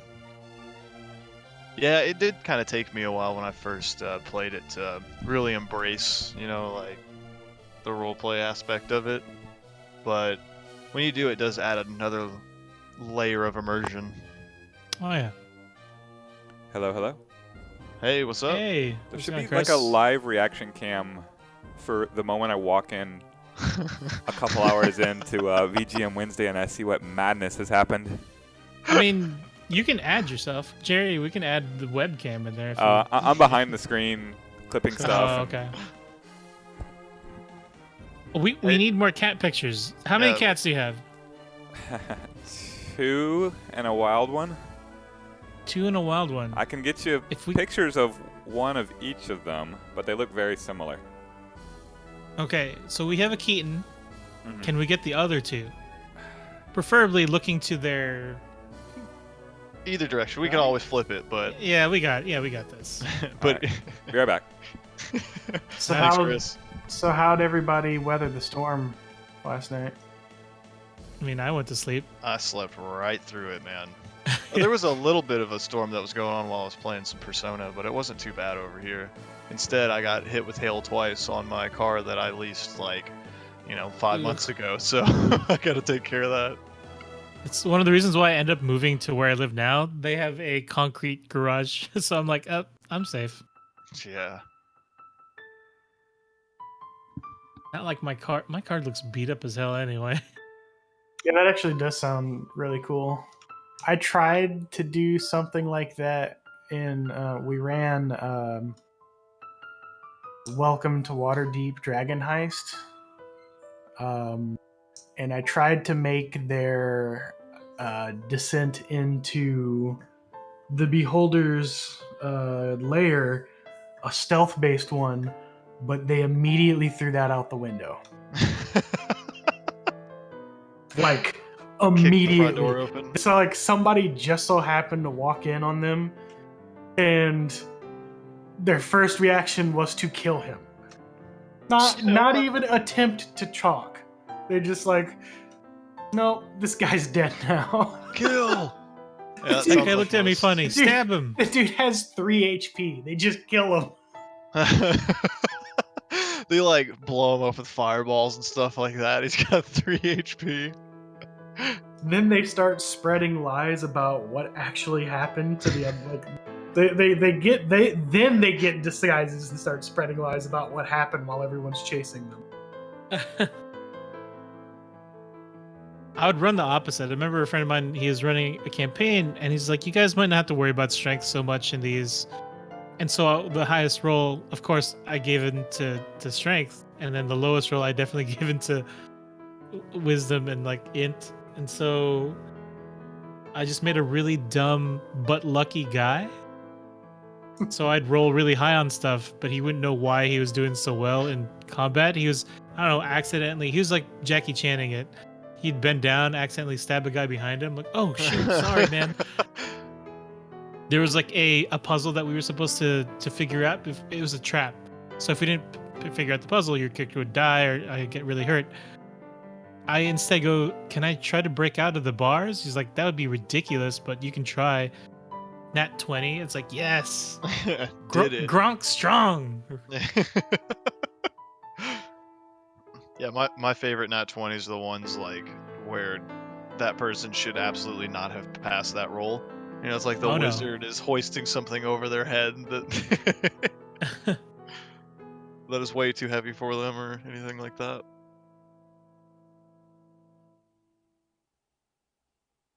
Let's see.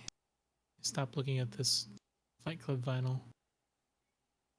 I need to get Raul Julia on here while Chris gets me some other kitty pictures. Oh man, yeah, this track. Slave. There's a group. It's been years now, I guess, called Zelda Reorchestrated. They went through and just reorchestrated both Ocarina of Time, Majora's Mask, and I think they went on to do other ones too, maybe Twilight Princess and some Wind Waker. But they're pretty much all of them are really good orchestrations in my opinion. But I've always really been taken to this one, the Pirate Fortress from Majora's Mask, basically the Gerudo Fortress of that game. Yeah. One time in a D&D campaign, as the bard, I had to bluff something and I just could not think of anything to say. So I just go, and DM's like, you know what? Roll deception. I rolled as soon as you said I rolled a natural 20. Nice. You raise a good point, Bard. The that bluffed the bugbears. You raise a Pulled mighty McFly fine on him. What the fuck is that? My favorite part of the only D&D game I ran was one of our friends was a dwarf who had no beard. That was incredibly beautiful, but to him he was hideous because he couldn't grow a beard. Oh, that's like me in real life.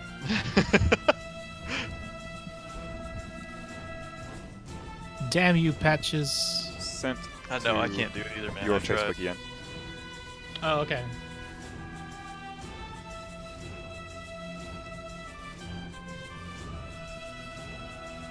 So many Facebook messages all at once. Sorry. Denton Finance Clan. No, not you.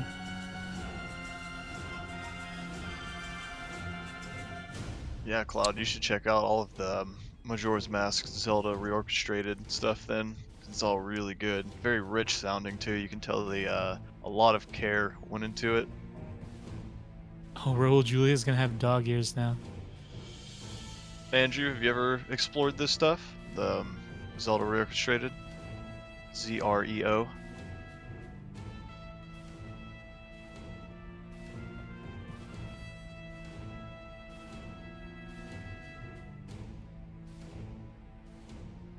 Yeah, you might dig it. I'd be very curious to see what your opinions on it too, since you said you could be kind of a snob. I'd really be interested. Just kind of some criticism coming from somebody with more of a musical background than me. Whoa. Trolling my Facebook, I got a very interesting post for Lisa Marie. Have you guys been following Penelope and her exploits No. on the stream? Mm-mm. She likes to ask I know she random has cool questions. yeah, I was gonna say I know she has really cool random questions. Yes, and she always ends up with the same one. What's your favorite color? This from Lisa Marie Batts, the first owner of and creator of Cause Free Play. Favor to ask you guys, my kiddo has a science project due for school and needs your help. Can like 10 of you comment to this post with your favorite color? Thank you. Oh wow. I think we might be part of a Oh. science experiment. Green. Dark green. All the colors, aka black. That's what I always bet Um, on.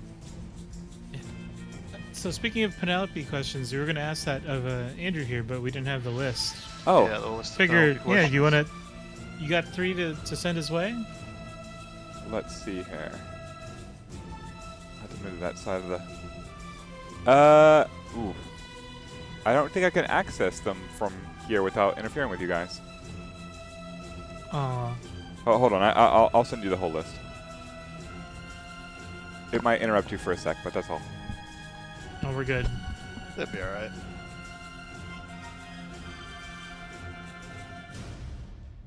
I don't know why these are. Where are these? Got these, and we're gonna put them in I had a lot of this. So. chill free play stuff. Paste. Yay, more kitties. Got this guy. Like how we just have Dictator up there too. I don't know why that's so funny to me. Kitties and Dictator. Alright, so I'm gonna have to name them all. So we all know Keaton, right? Right. And then I'm gonna guess the one that has more of a half white, half black face. That's Pika? Chris? I think he said he'd be right back. Pika. Pika 2. This sounds epic. What is this? It's from Deus Ex Human Revolution. Oh. It's got some synth in it, but I'm pretty sure it's string heavy after the build up. Maybe not So- heavy, but So since we also have 2 1/4 of the VGGP crew here right now. 2 1/4. Yeah, because somebody didn't play with us last time. I know, that's what I was gonna ask where the quarter came from. He I'm, showed up to watch. I'm okay with that, to be honest, after seeing what you guys went through. How do y'all feel about Lion King Friday? I'm Oh super man, I excited. can't wait to The be hardest game of all time. Yeah, I'll take a last place. playing hardest game. Lion King is not an easy game, dude. Ghosts and Goblins is at my door. I'm gonna go answer it, and it has a word to have. Oh, Wants to have a word with you, Josh. Um, Ghost. I've in invited. Lion King, I bet you I can climb a rope. I've invited an actual speedrunner of the game to come play with us, and we're gonna see how many times she can lap us before we can finish the game once. That sounds awesome.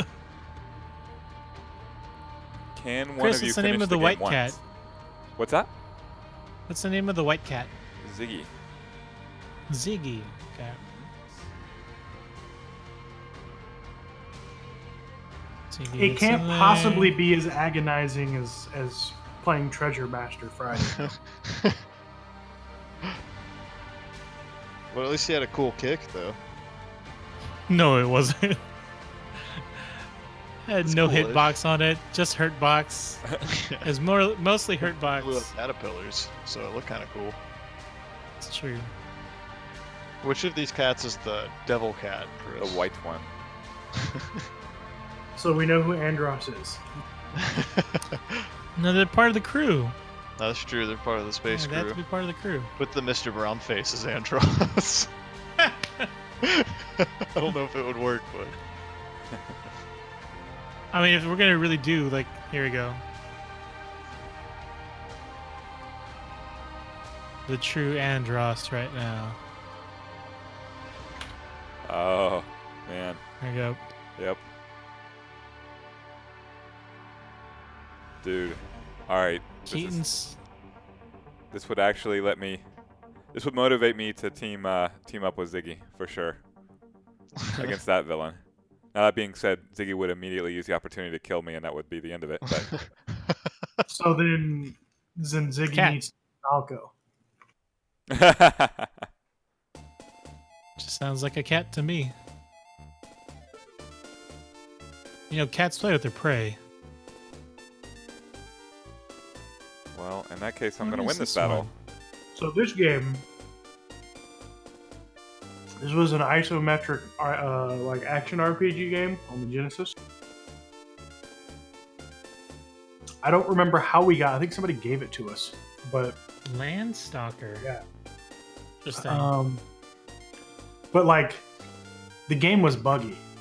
Like just weird stuff would happen sometimes.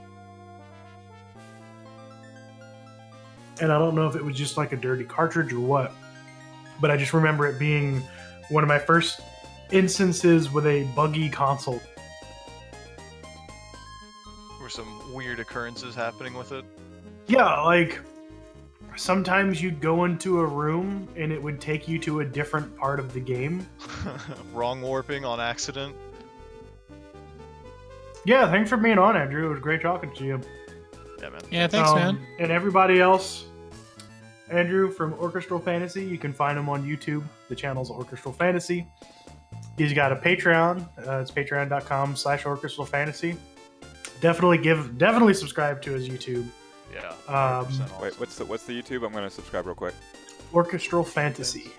Yeah, I'll pull it up on the little top left preview here. Does he have a Twitter that he'd like to promote? Oh yeah, yeah, Sub. Andrew. If you're still here, do you have a Twitter as well? Yeah, feel free to post anything in the chat. Any kind of anything you're working on. Yeah, I'm not. It's on for the Twitter best. too often. Yeah.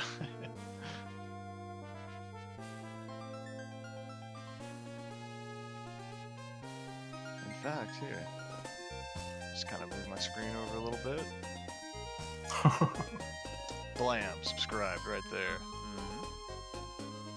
Notifications, all. Dang, you rang that bell? Click that bell Did it, icon. man. I The smashed bell icon. the subscribe button. He slapped like now. No problem, man. I'll be following your future stuff. If you ever want to hop on and talk some video game music, you're more than welcome to. Please. Yeah, during the shutdown, we're here every Wednesday from noon to whenever. So you're always welcome to come hang out. Party goes until question marks. Mm-hmm. Until the assless chaps come out. Yeah, once things Oh. start derailing a little bit. Man, do you still have those there? I'm sure he has the My picture, pair yeah. specifically? No, I don't. No, Mike's pair. Mike's pair. Oh yeah, No, yeah. those he are- left him over here. Yeah. Yeah. That'll be my cue to swing it over. Swing and a miss. The traditional closing theme of VGM Wednesdays. Mike Beltran and Assless Chaps. Mike Beltran's assless chaps. Yeah, where's he at? Get him in here so we can start. Well, talking I about Can it. we actually make a theme song for that? I'll start working on it, dude. I've got I my think there already keyboard is right one. here. You know that Ricardo theme? That Ricardo meme? No? I don't told think so. Beltran that LMA would be here in the 3 o'clock hour because we're going to do some NES/arcade cutscene theater. Ricardo Milos. So I do anticipate Michael Beltran showing up prompt and early at 3 o'clock since LMA is going to be here. TNF partner. Mhm. Somewhere he just rolled his eyes very hard and said, "Oh my god." Yeah. I can hear Oh, it. that's full bodies of Ricardo. I don't want that. So, alright, we'll kill that tab. Oh, that Ricardo. Yeah. Okay. that name. Yeah, So no. that's the theme. that's Mike Beltran. Oh man. It's the So we closest gotta- reenactment we're ever gonna get to that shirtless dancing video. I keep that bounty out there. I mean, the world has changed. $200.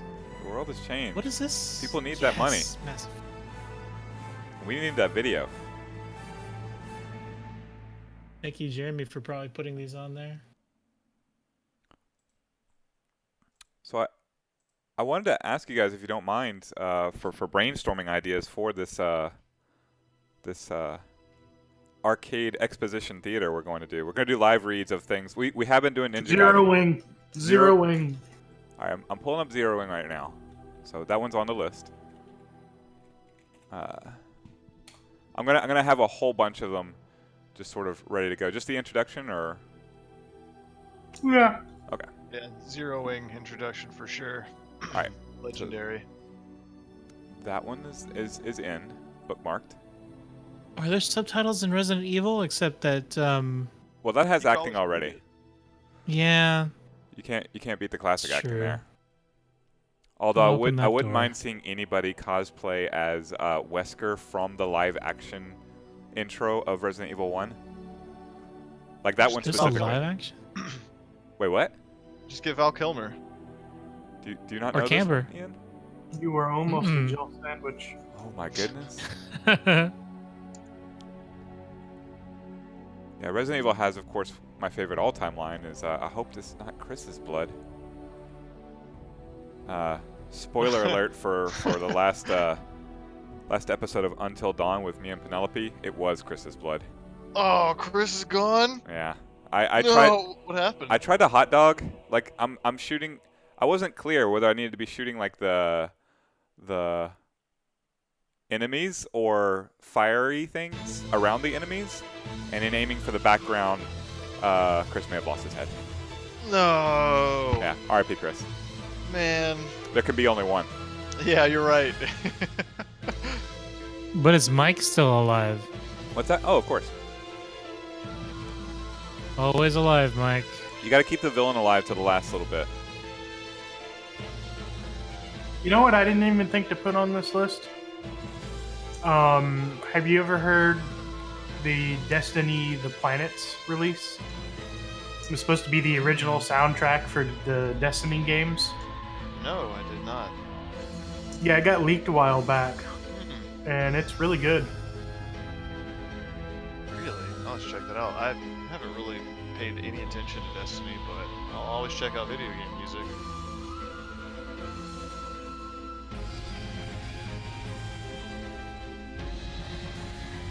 I'm trying to think of other good opening scenes for. Could be opening, could be cutscenes. I got the whole cutscenes from all the NES Ninja Gaiden. I'll give you the list because I'm going to throw it to the chat as well to choose like who performs in what scene. But right now I've got all the Ninja Gaidens, Castlevania 3 intro, Mega Man 2 intro, all the Streets of Rage intros, Final Fight, all the Super Turbo endings, and now Zero Wing. Mega Man X 2 and 3 have? Nah, there's not too much dialogue there. I'm gonna have So to who think on should- this because I like this idea. Should Andros I'm be? also struggling to find male voices if you guys want hour 5 of this adventure.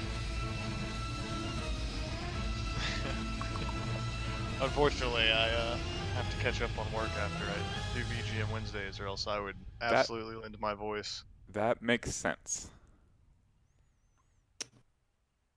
Let's see. It's a shame, but Adding the Zelda 2 opening.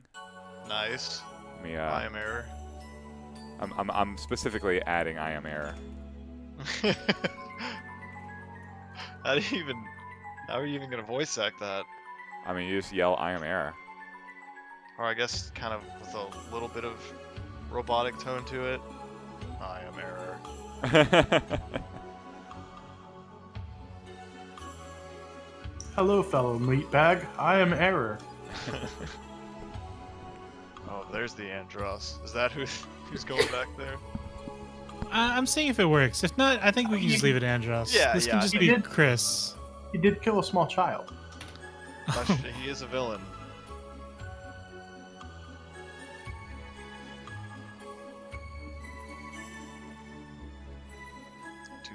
I don't know how well this one works. We should save this one and keep it just for the assless chaps. Yeah, no opportunity for assless chaps in this one, so maybe. Hold on.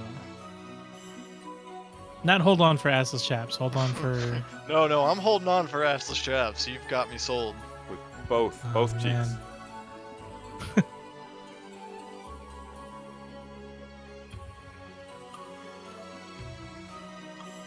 Can I get his ears to be these ears? Maybe. That'd be super blurry. It kind of works. Oh, perfect. I like the song. I actually I've really never like felt the a Smash Brothers reorchestrated- version of this song. Yeah, me too. Yeah. Oops. Yeah, originally I was gonna add the original Gerudo Valley. I was like, well, there's not really too many strings in that besides the Spanish guitar, but then I remembered the reorchestrated version added a big orchestra behind the bridge there. Did Cutman Sonata make the cut? Is that It did. It actually, I want to say it played earlier. nice? Yeah, I played earlier. A piano has strings in it, right? So it counts. Yeah, yeah, sure. I don't know. Can it be orchestral if it's just a piano? That's something we were asking in the beginning, but I'm sure that's fine. Yeah, I think if there's, it's probably a combination of maybe it can be less strings if they're featured more and a little bit more prevalent, or more strings that are in the background kind of count as orchestral. Because then you get into the realm of big band and things like that, brass and everything come into that. But I still think you could classify it as if the strings are accented. How about Cheetahman Orchestra? That's not a thing. Hang on. I'm still looking forward to the There it is, the Cheetahman Orchestra. waiting for the Guile versus Beethoven to pop up. Oh yeah, let me see here.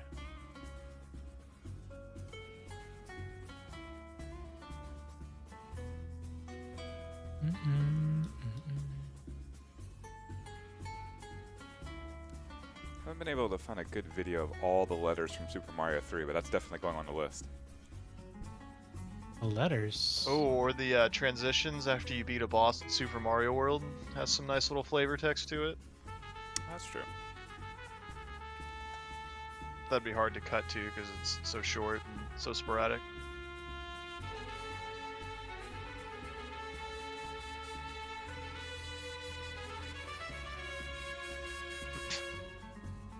Oh, perfect right there, Ian. That's the one. Just an orange and yellow blob. I don't know what it did with it. It went away. What the heck? Why did you go away? I really like the random dictator up in the top left there. I mean, he's wearing the outfit. Yeah. He should have Oh, thought about previews that. gone.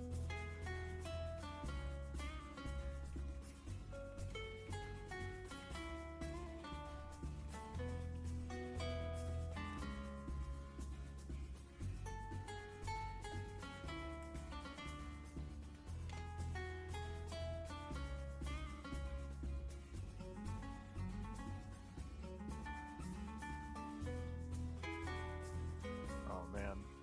Oh, I like the skin tone adjustments you do for your work, Ian. It's the little details like that that really bring out the immersion. That's how you know he's in the picture and not a Photoshop. Let's see. Why is it doing that? What the hell? Oh, I don't know. Ah, more Shadow of the Colossus music.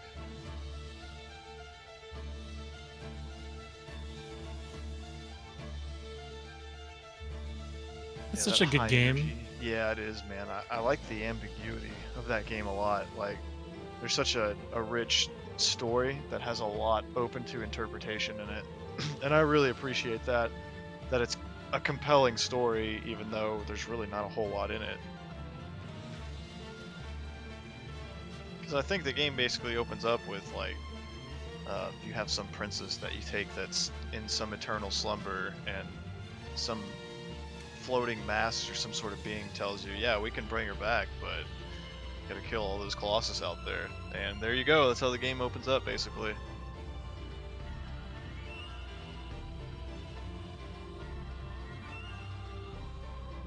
I really need to play the remake, or rather the remastered, that came out for the PS4.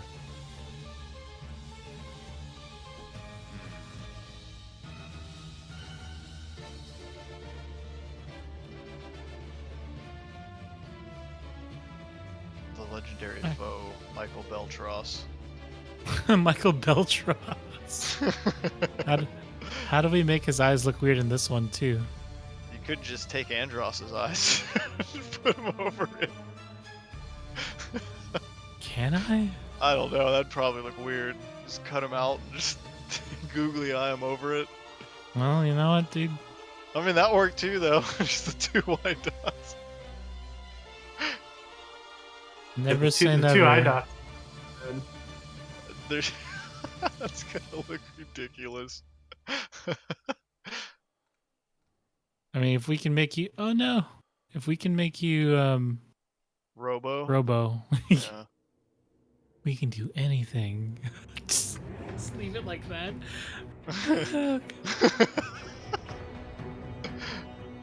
At side. That almost works. It almost does. Alright. Keep it. We'll clean it up a little. I was looking for Final Fantasy VII to add to this. The original, of course, with no voice acting. Yeah. Someone's got a nice cut of the Final Fantasy VII the movie marathon edition, all cutscenes, all the text. 15 hours Ooh. long. My God. This is good stuff. That's, yeah, well, whoever's showing up, LMA's got a lot of time she's got to put in for this. We're recreating all of it. That's right. That's right. Seems like a good Yeah. extra life challenge.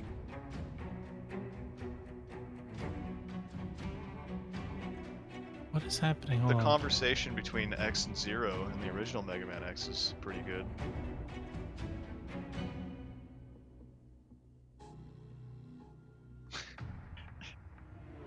Michael Beltros. Man, Star Fox 64. I think Star Fox 64 is the reason I play first-person shooters on inverted y-axis. Because I just kind of always think of it as flying a plane now. My friends always call it alien controls. Like, we can't pass back and forth some games because I'll have to go into the options and adjust it to invert look.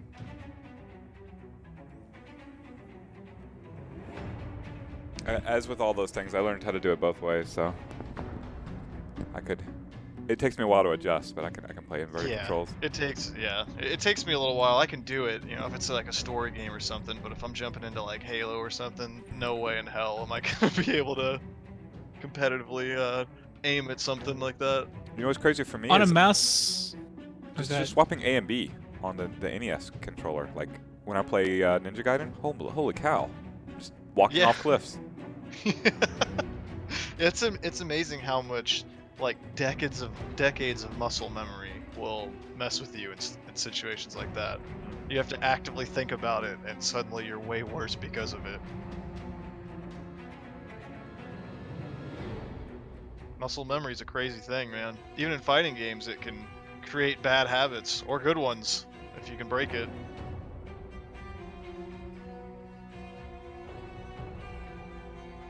Oh, Captain America and the Avengers Arcade dramatic reading, that's pretty good because of all the mistranslations and everything. Oh, yeah. That's incredible, Working on it. General.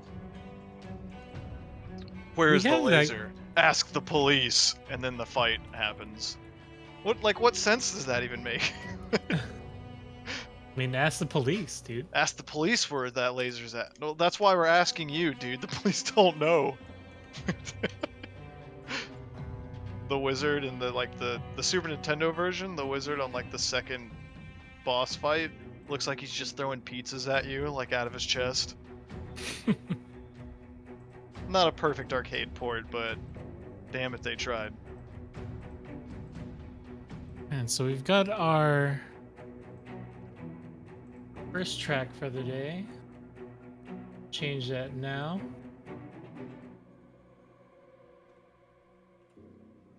What?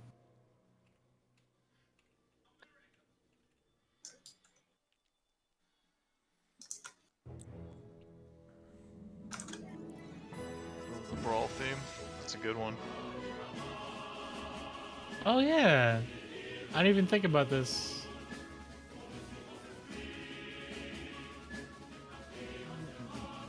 Yeah, it's a great theme. This is a good Smash. Subspace was a little clunky, but this had so much music in it. Had the Sticker Brush Symphony music, or the remade one, reorchestrated. That's one of my favorite covers of all time.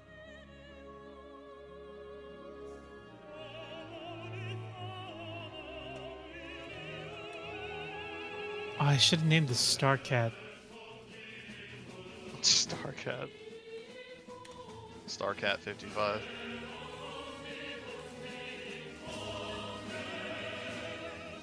Oh yeah, the Mario Galaxy itself has beautiful orchestration in it. Good Egg Galaxy is one of my favorites.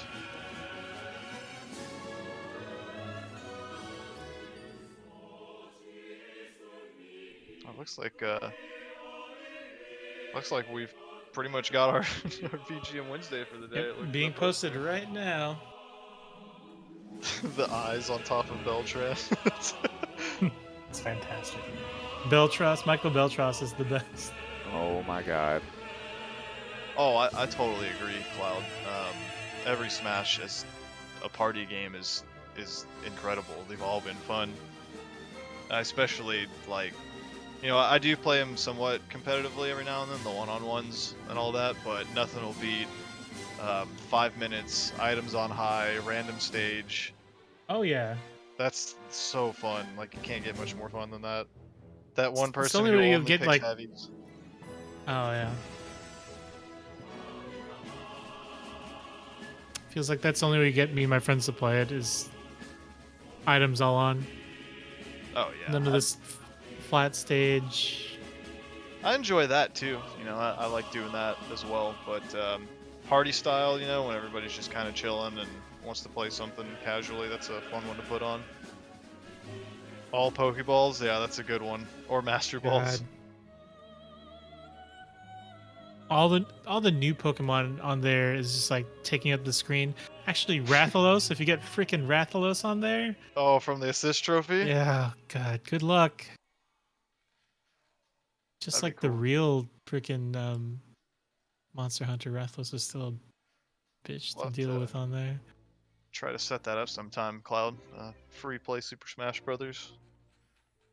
There was going to be Smash 64 at Spring Series, but this virus decided it wanted to be a jerk.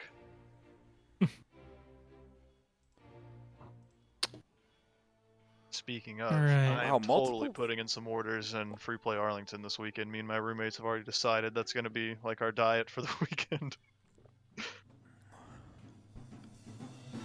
What's our extra track going to be today, guys? I don't We got know, man. 30 minutes. Anything pop up? The Divinity one, but I don't know. I mean, I kind of like this one to be totally honest. Yeah. I'm trying to think of anything. Did anything funny happen within the last week? Just throw the assless chaps on the picture. No, The they're e-break assless the chaps e-break will somewhere? be today at 5, and Okay. Nice. there are some doozies. Any that pop up in your mind? Do you remember Michael Beltran's advice to Penelope? No, No. I didn't hear that. Man, you're gonna want to see this one for sure. Yeah, I'll be there. He 5 today? I'll be there. he had some advice that you probably don't want to give to a 14-year-old girl, but he did it anyway. Oh Jesus. Come on, Beltran. I know you're out there. What Beltros. the hell's wrong with you? Hey, man. Michael Beltros. It's close to Michael 420. What can you Beltros. say? Kitty Snoop Dogger? Just oh, kitties. Yeah, she's demanding attention. Tag Michael Beltran. Nice. You know what? How about this? To our missing partner. How do we? Jeremy hasn't had his extra track done. We need a. Oh yeah. Where's the boat? I'm sure he'll be okay if we find a picture of him, right? Yeah. We have to seriously, leave though. this to family, right? Josh, you should volunteer the proper yeah, picture Josh- to use.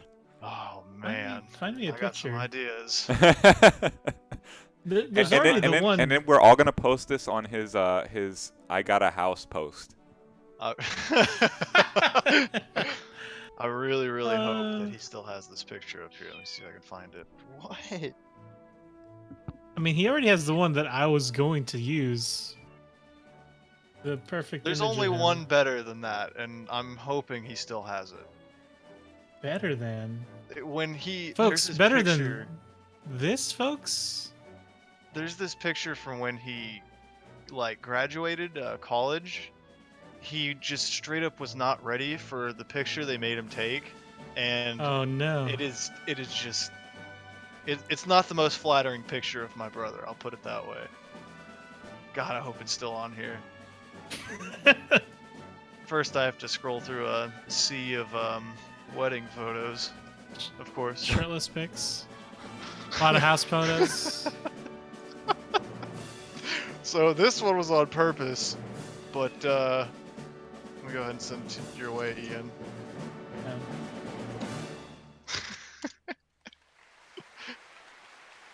That's a good one. Let's see if I can find the other one I was talking about. That was not on purpose. That one, no, that one was on purpose.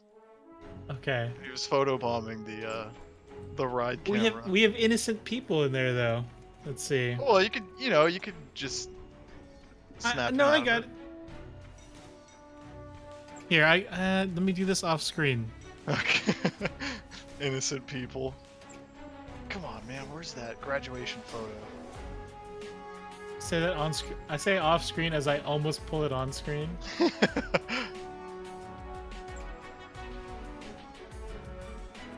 We can protect the innocent on this one. See.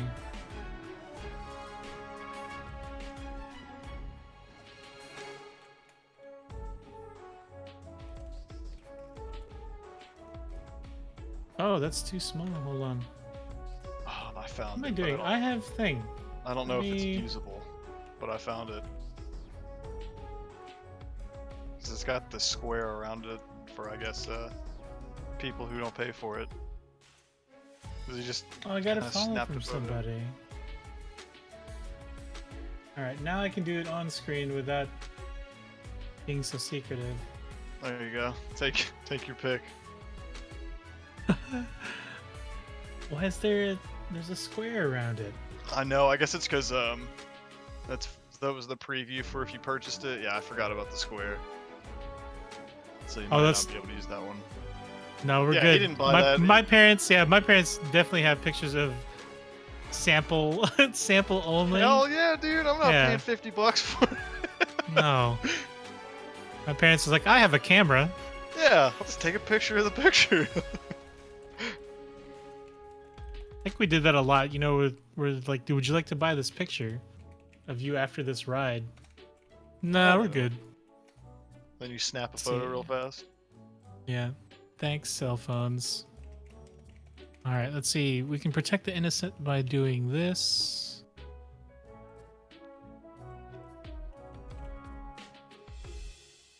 What, kitty? Filter.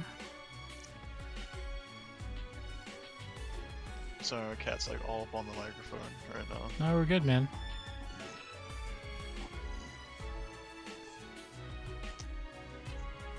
All right. Filtered. Ready to go back. Back to Photoshop display. Boom. Safe? Right? Perfect. The question is, where do we put this?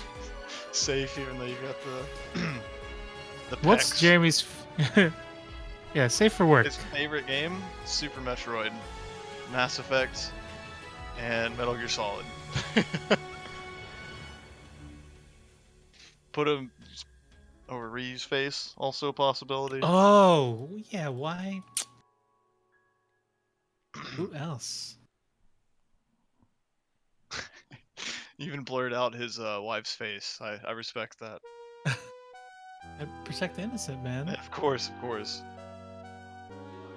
Ryu, let's do Street Fighter 2 Ryu. Like the ugly, like American drawn. Oh, perfect.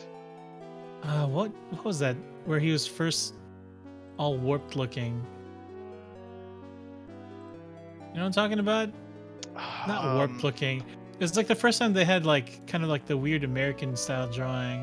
Yeah. It was very chiseled and stuff. Was it Street Fighter 2 or I think it Championship was. Edition?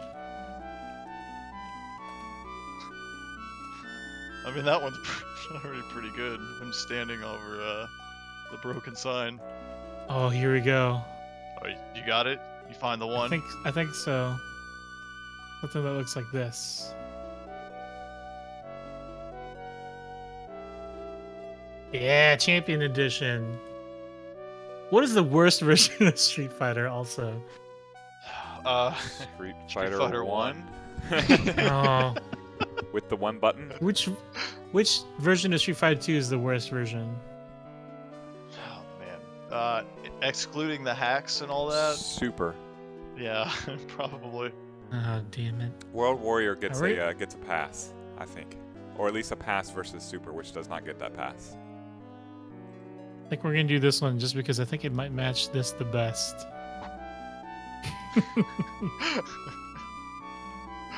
Alright, so... I have This is almost perfect, actually. Yeah, it is. Dang, I used to have a terrible, terrible edit of me as M. Bison, too, to put over that. That's who I played in 5 when I was playing 5 for a while. It's alright, man. We all That was make the error mistakes. of my way. Oh, I found it, actually. Alright, send my way. Oh, what the hell? It really picked up his neck out of nowhere. What the hell? Alright, maybe the image is too fine of an image.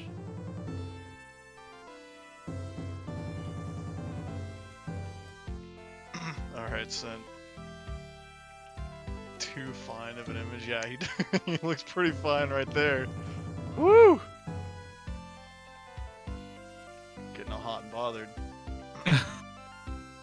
It's your brother, man. This Nah, isn't. Dude, I'm sorry. This isn't look at GitHub. him, man, the way he's Not 9. looking It's not at me. 9:30. What am I supposed to? Yeah, you're right. I'll It's, I'll back here. radius. Smart radius. I know how to work this, right? Maybe. Nope. No, I don't. Oh my god, Photoshop. I'm just do it myself. The manual way. This is 2020 Photoshop. I think we need all this glorious G-forces to be shown. Okay. Forces Yeah, we need to show how many G's rippling he's against going. the skin. Oh my god. This might be perfect. Yeah, I'm hoping this sends up. It's pretty good so far. And the best part is he can't be here to defend himself. it's perfect. He's just gonna get a notification and see it. It's even better.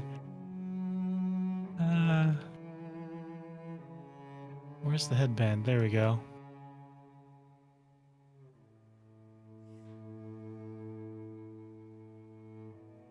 Oh man, we're gonna have to remove some of Ryu's hair out of the way.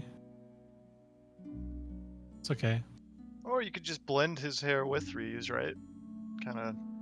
I don't know if that would work actually, but No, we'll see. You just make it look like the headband is squishing his head.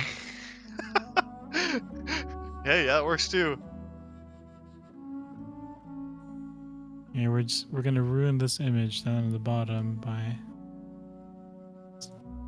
make our own headband, man. We have the power. This is a game I always wanted to play and listen to more of the soundtrack of Journey. Oh yeah, that was free. Oh, that's right. I think it still is free. I need to download that is. actually, If it is, I'm definitely getting it. because I have the Nathan Drake collection. I don't have Journey.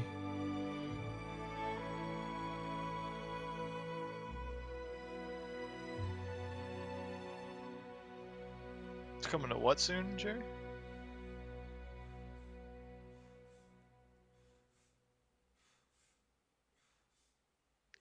Of. Oh, is Jerry in the chat right Yeah, now? he's in the chat right now, probably doing some work. Now this game, man, I was kind of waiting for some There we go. I was kind of waiting for some music to come up from this. Braid, did you ever play that? Oh yeah. This has some great orchestral music. I think Braid was one of the first new games that I picked up. Yeah, Xbox 360 is where I originally played it. I never knew Yeah. about. I beat it, just casually played through it. I never knew about the crazy ass ending you can get if you get all like the puzzle pieces or whatever it's called. Oh, I never beat it. There's definitely some parts that I didn't know how to get past.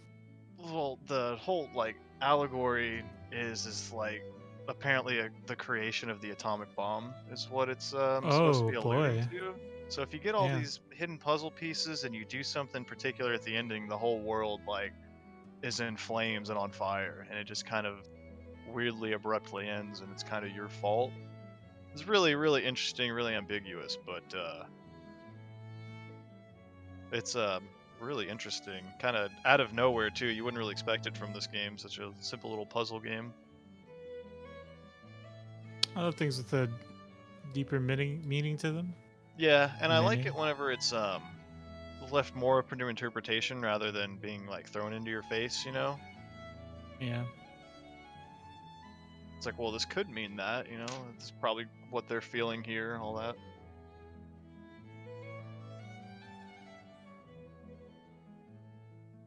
Oh, it was just about a boy jumping on weird rock creatures. Yeah, I did too. Like, I didn't know until like years later that there's like a whole subtext to it.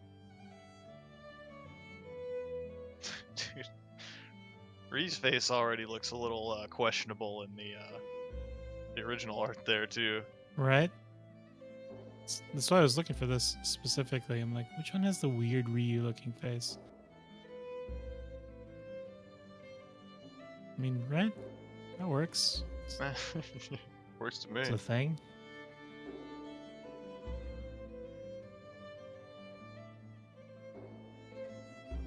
Oops. Multiply. We don't die, we multiply.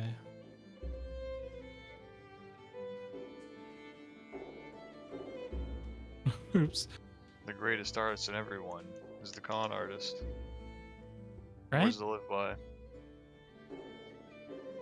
That's the ultimate art, is the con. I don't mean that in a mean way either, but No, of course not. totally in a way of you're supposed to be the one convincing somebody why something is like art. You're supposed to be convincing somebody why this subjective thing is worth any money if you're gonna sell it too. True. Yeah. Yeah, I was gonna say yeah. once you Oh get my money god, involved- perfect.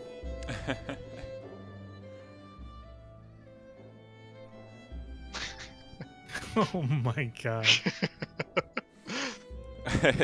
Josh has been waiting this day for his entire life. I have. I didn't even know. Maybe I should pick up Dictator as my next character in Super Turbo. I think It's a you'd like sign. him. Yeah, I think I would too. He's been on my radar, but I've still got more work to put in with Fei Long. I agree. Like they're both fun. I played Fei Long all night last night during Tuesday night fights. Oh, dude, how'd you like it? That was fun. Yeah, especially online Fei Long. You can get away with some shenanigans. That's true. That's true. The whole whiff flip kick strategy works well. Oh, the best. Top tier. I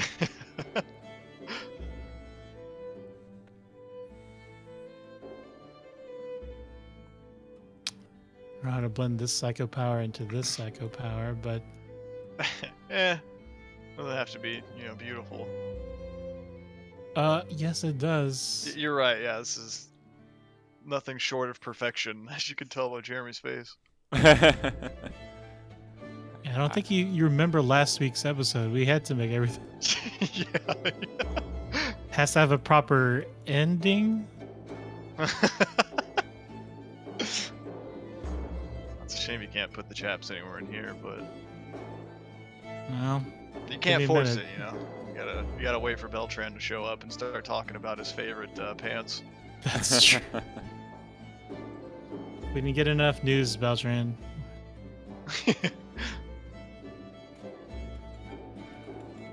Perfect.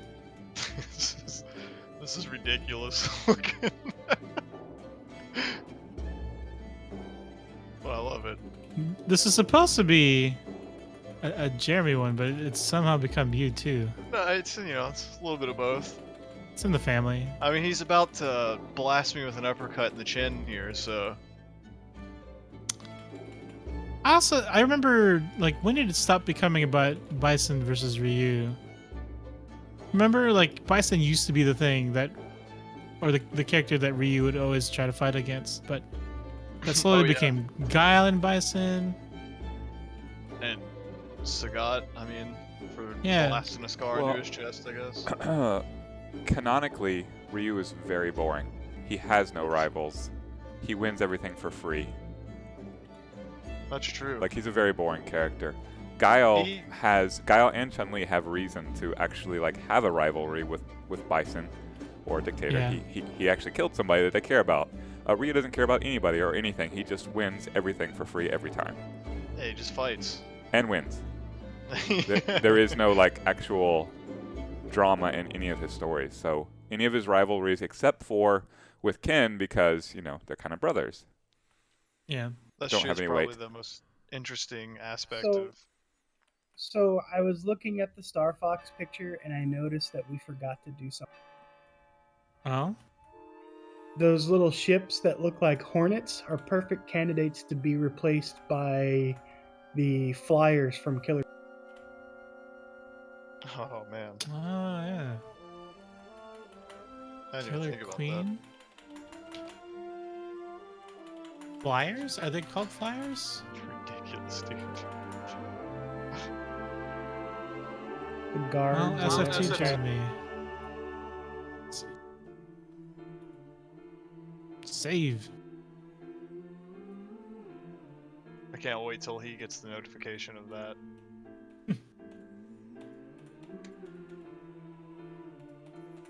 He's probably gonna wonder where I got that picture of him. It's probably gonna be his first guess. Had to dig in. Yeah, I into doubt he'll the remember Photobomb. archives. My secret collection of Jeremy pictures.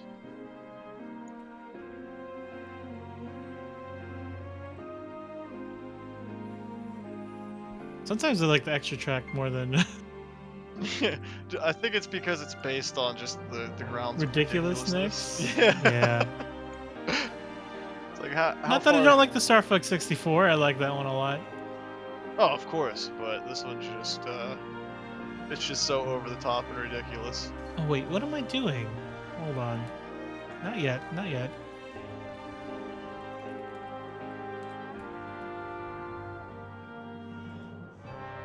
Let's...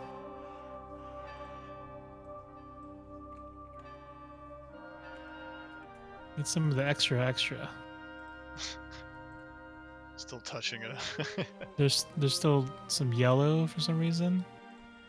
Emanating off of my pasty white face.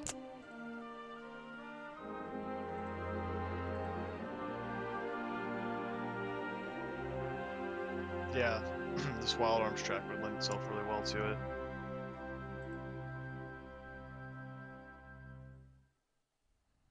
Oh, I'm doing it over your image. Sorry, hold on.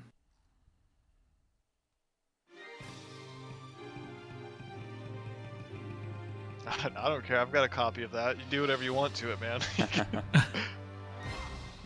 Well, maybe not whatever you want to it, but you know. Something tasteful.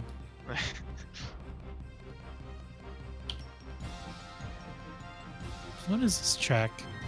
This is Soul Calibur 2. God, this is All the way to nostalgia. 2. Brave sword, braver soul.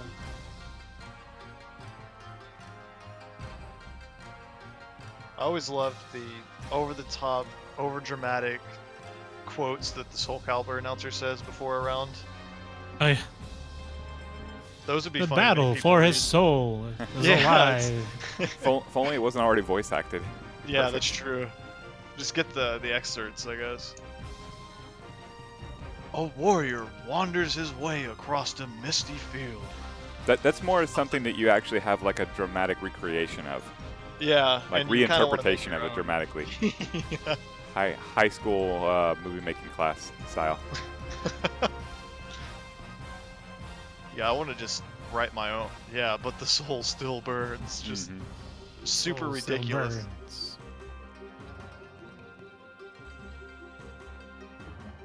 Integrity rings across the halls of moonlight. Just things that don't even make sense. I could do that, man. They need to hire me. I could create some cool ones. Alright, extra track. Somebody's gonna like find your hard drive one day, Ian. Just come across all these. The random stuff. What the hell is this guy doing?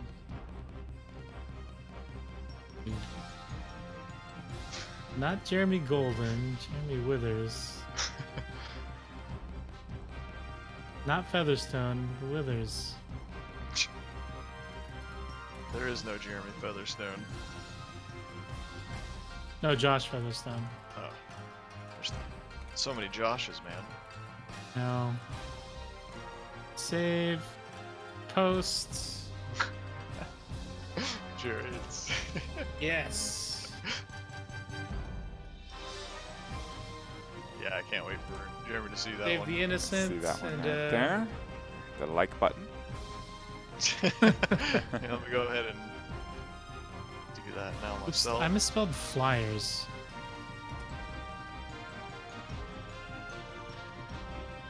Killer game?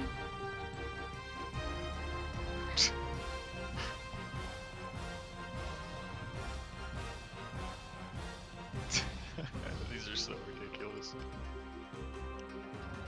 Are we? Yeah. Do I need to give you the bookmark for the house post? House post? Let's see if I can find that boy. Oh yeah, that's right. We gotta go put it on Jeremy's. Oh. Okay, yeah, no, I know where it is. I know where that Yeah, I've got it bookmarked. I'll send it to you. is. It's always there. Just put House Edition instead of Champion. No.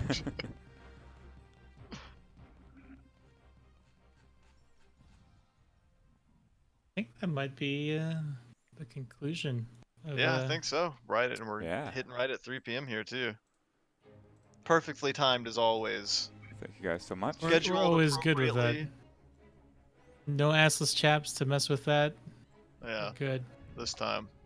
Yeah, would we go till like 3:30, almost 4 last time? Because Beltran came in here and started running amok. He does that. Well, there's just a picture of Jeremy. That's a good one, just for everybody to see as we Yeah. as we sign off. If we schedule Mike B News at noon, he shows up at 12:20. But if we schedule something else, then he's right there. He's early. Yeah. All right, well, looks like I have to get some work done, so I will be here in the chat. I'll be lurking, but I'm going to go ahead and head out. All right, I've got some things bookmarked. Cool. Gentlemen, it's oh yeah, Hello, to my brothers, hello, too. Oh my hello. goodness. Oh my boy. gosh. So Oh, now no. you Ian, have you to know what to stay. do. He's Oh, here. hold on. Wait, I gotta pull it up. Wait, hold I'm ready on. for it. Oh, It's there we been go. fun. Wait a minute. Wait a minute. Where? I have that Are you- picture of Jeremy with the Chippendales outfit already. Of course you do. I didn't. I wasn't supposed to. Someone hacked my phone and stole that from me. That's supposed to be between me and him only.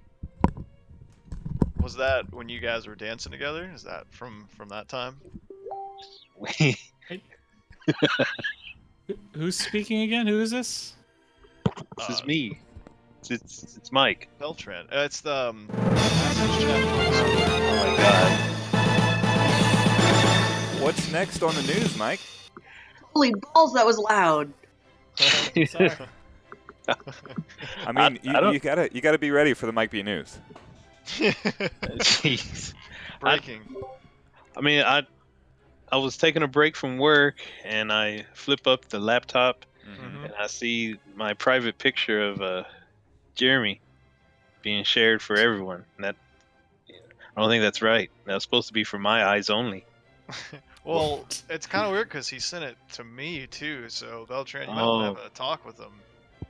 Just send Do you out look at this pictures while like like that. listening to Tiny Dancer by Tina Turner? Tiny Dancer. You wearing your chaps right now, Beltran? Working for No, not at the moment. I don't Yeah, have wash any, 'em. but Don't. Yeah, He doesn't have any. Ian, you hear Oh, that? that's right. You left him over here. I forgot. Yeah. Well, you got to come pick him up when you get a chance. I will. I will. Wait, ask his chaps. You I've done gotta. some modifications on him. Extending the back. Cutting it too. I've bedazzled it as well. What did I tell you about Mike B being exactly 90 seconds early for this this next program? You're right. You gotta air dry those things, man. You Let the can't put sun 'em in hit the- him. Get Yeah. that leather nice and tanned. That's right. You got, and you can't throw them in the dryer. You gotta air dry that thing, man. That's right. All right. I gotta go do work, or I'm gonna sit here and make assless chaps jokes all day. I'm just waiting to see it on screen, and I can. Oh, it yeah, over. I'm And then looking pull the for it. plug. Damn it, I'm behind. Alright, Wait a It's second. all right. We got time. We got time. Is it? Beltran is is it here. on? Is it a VGM Wednesday thing?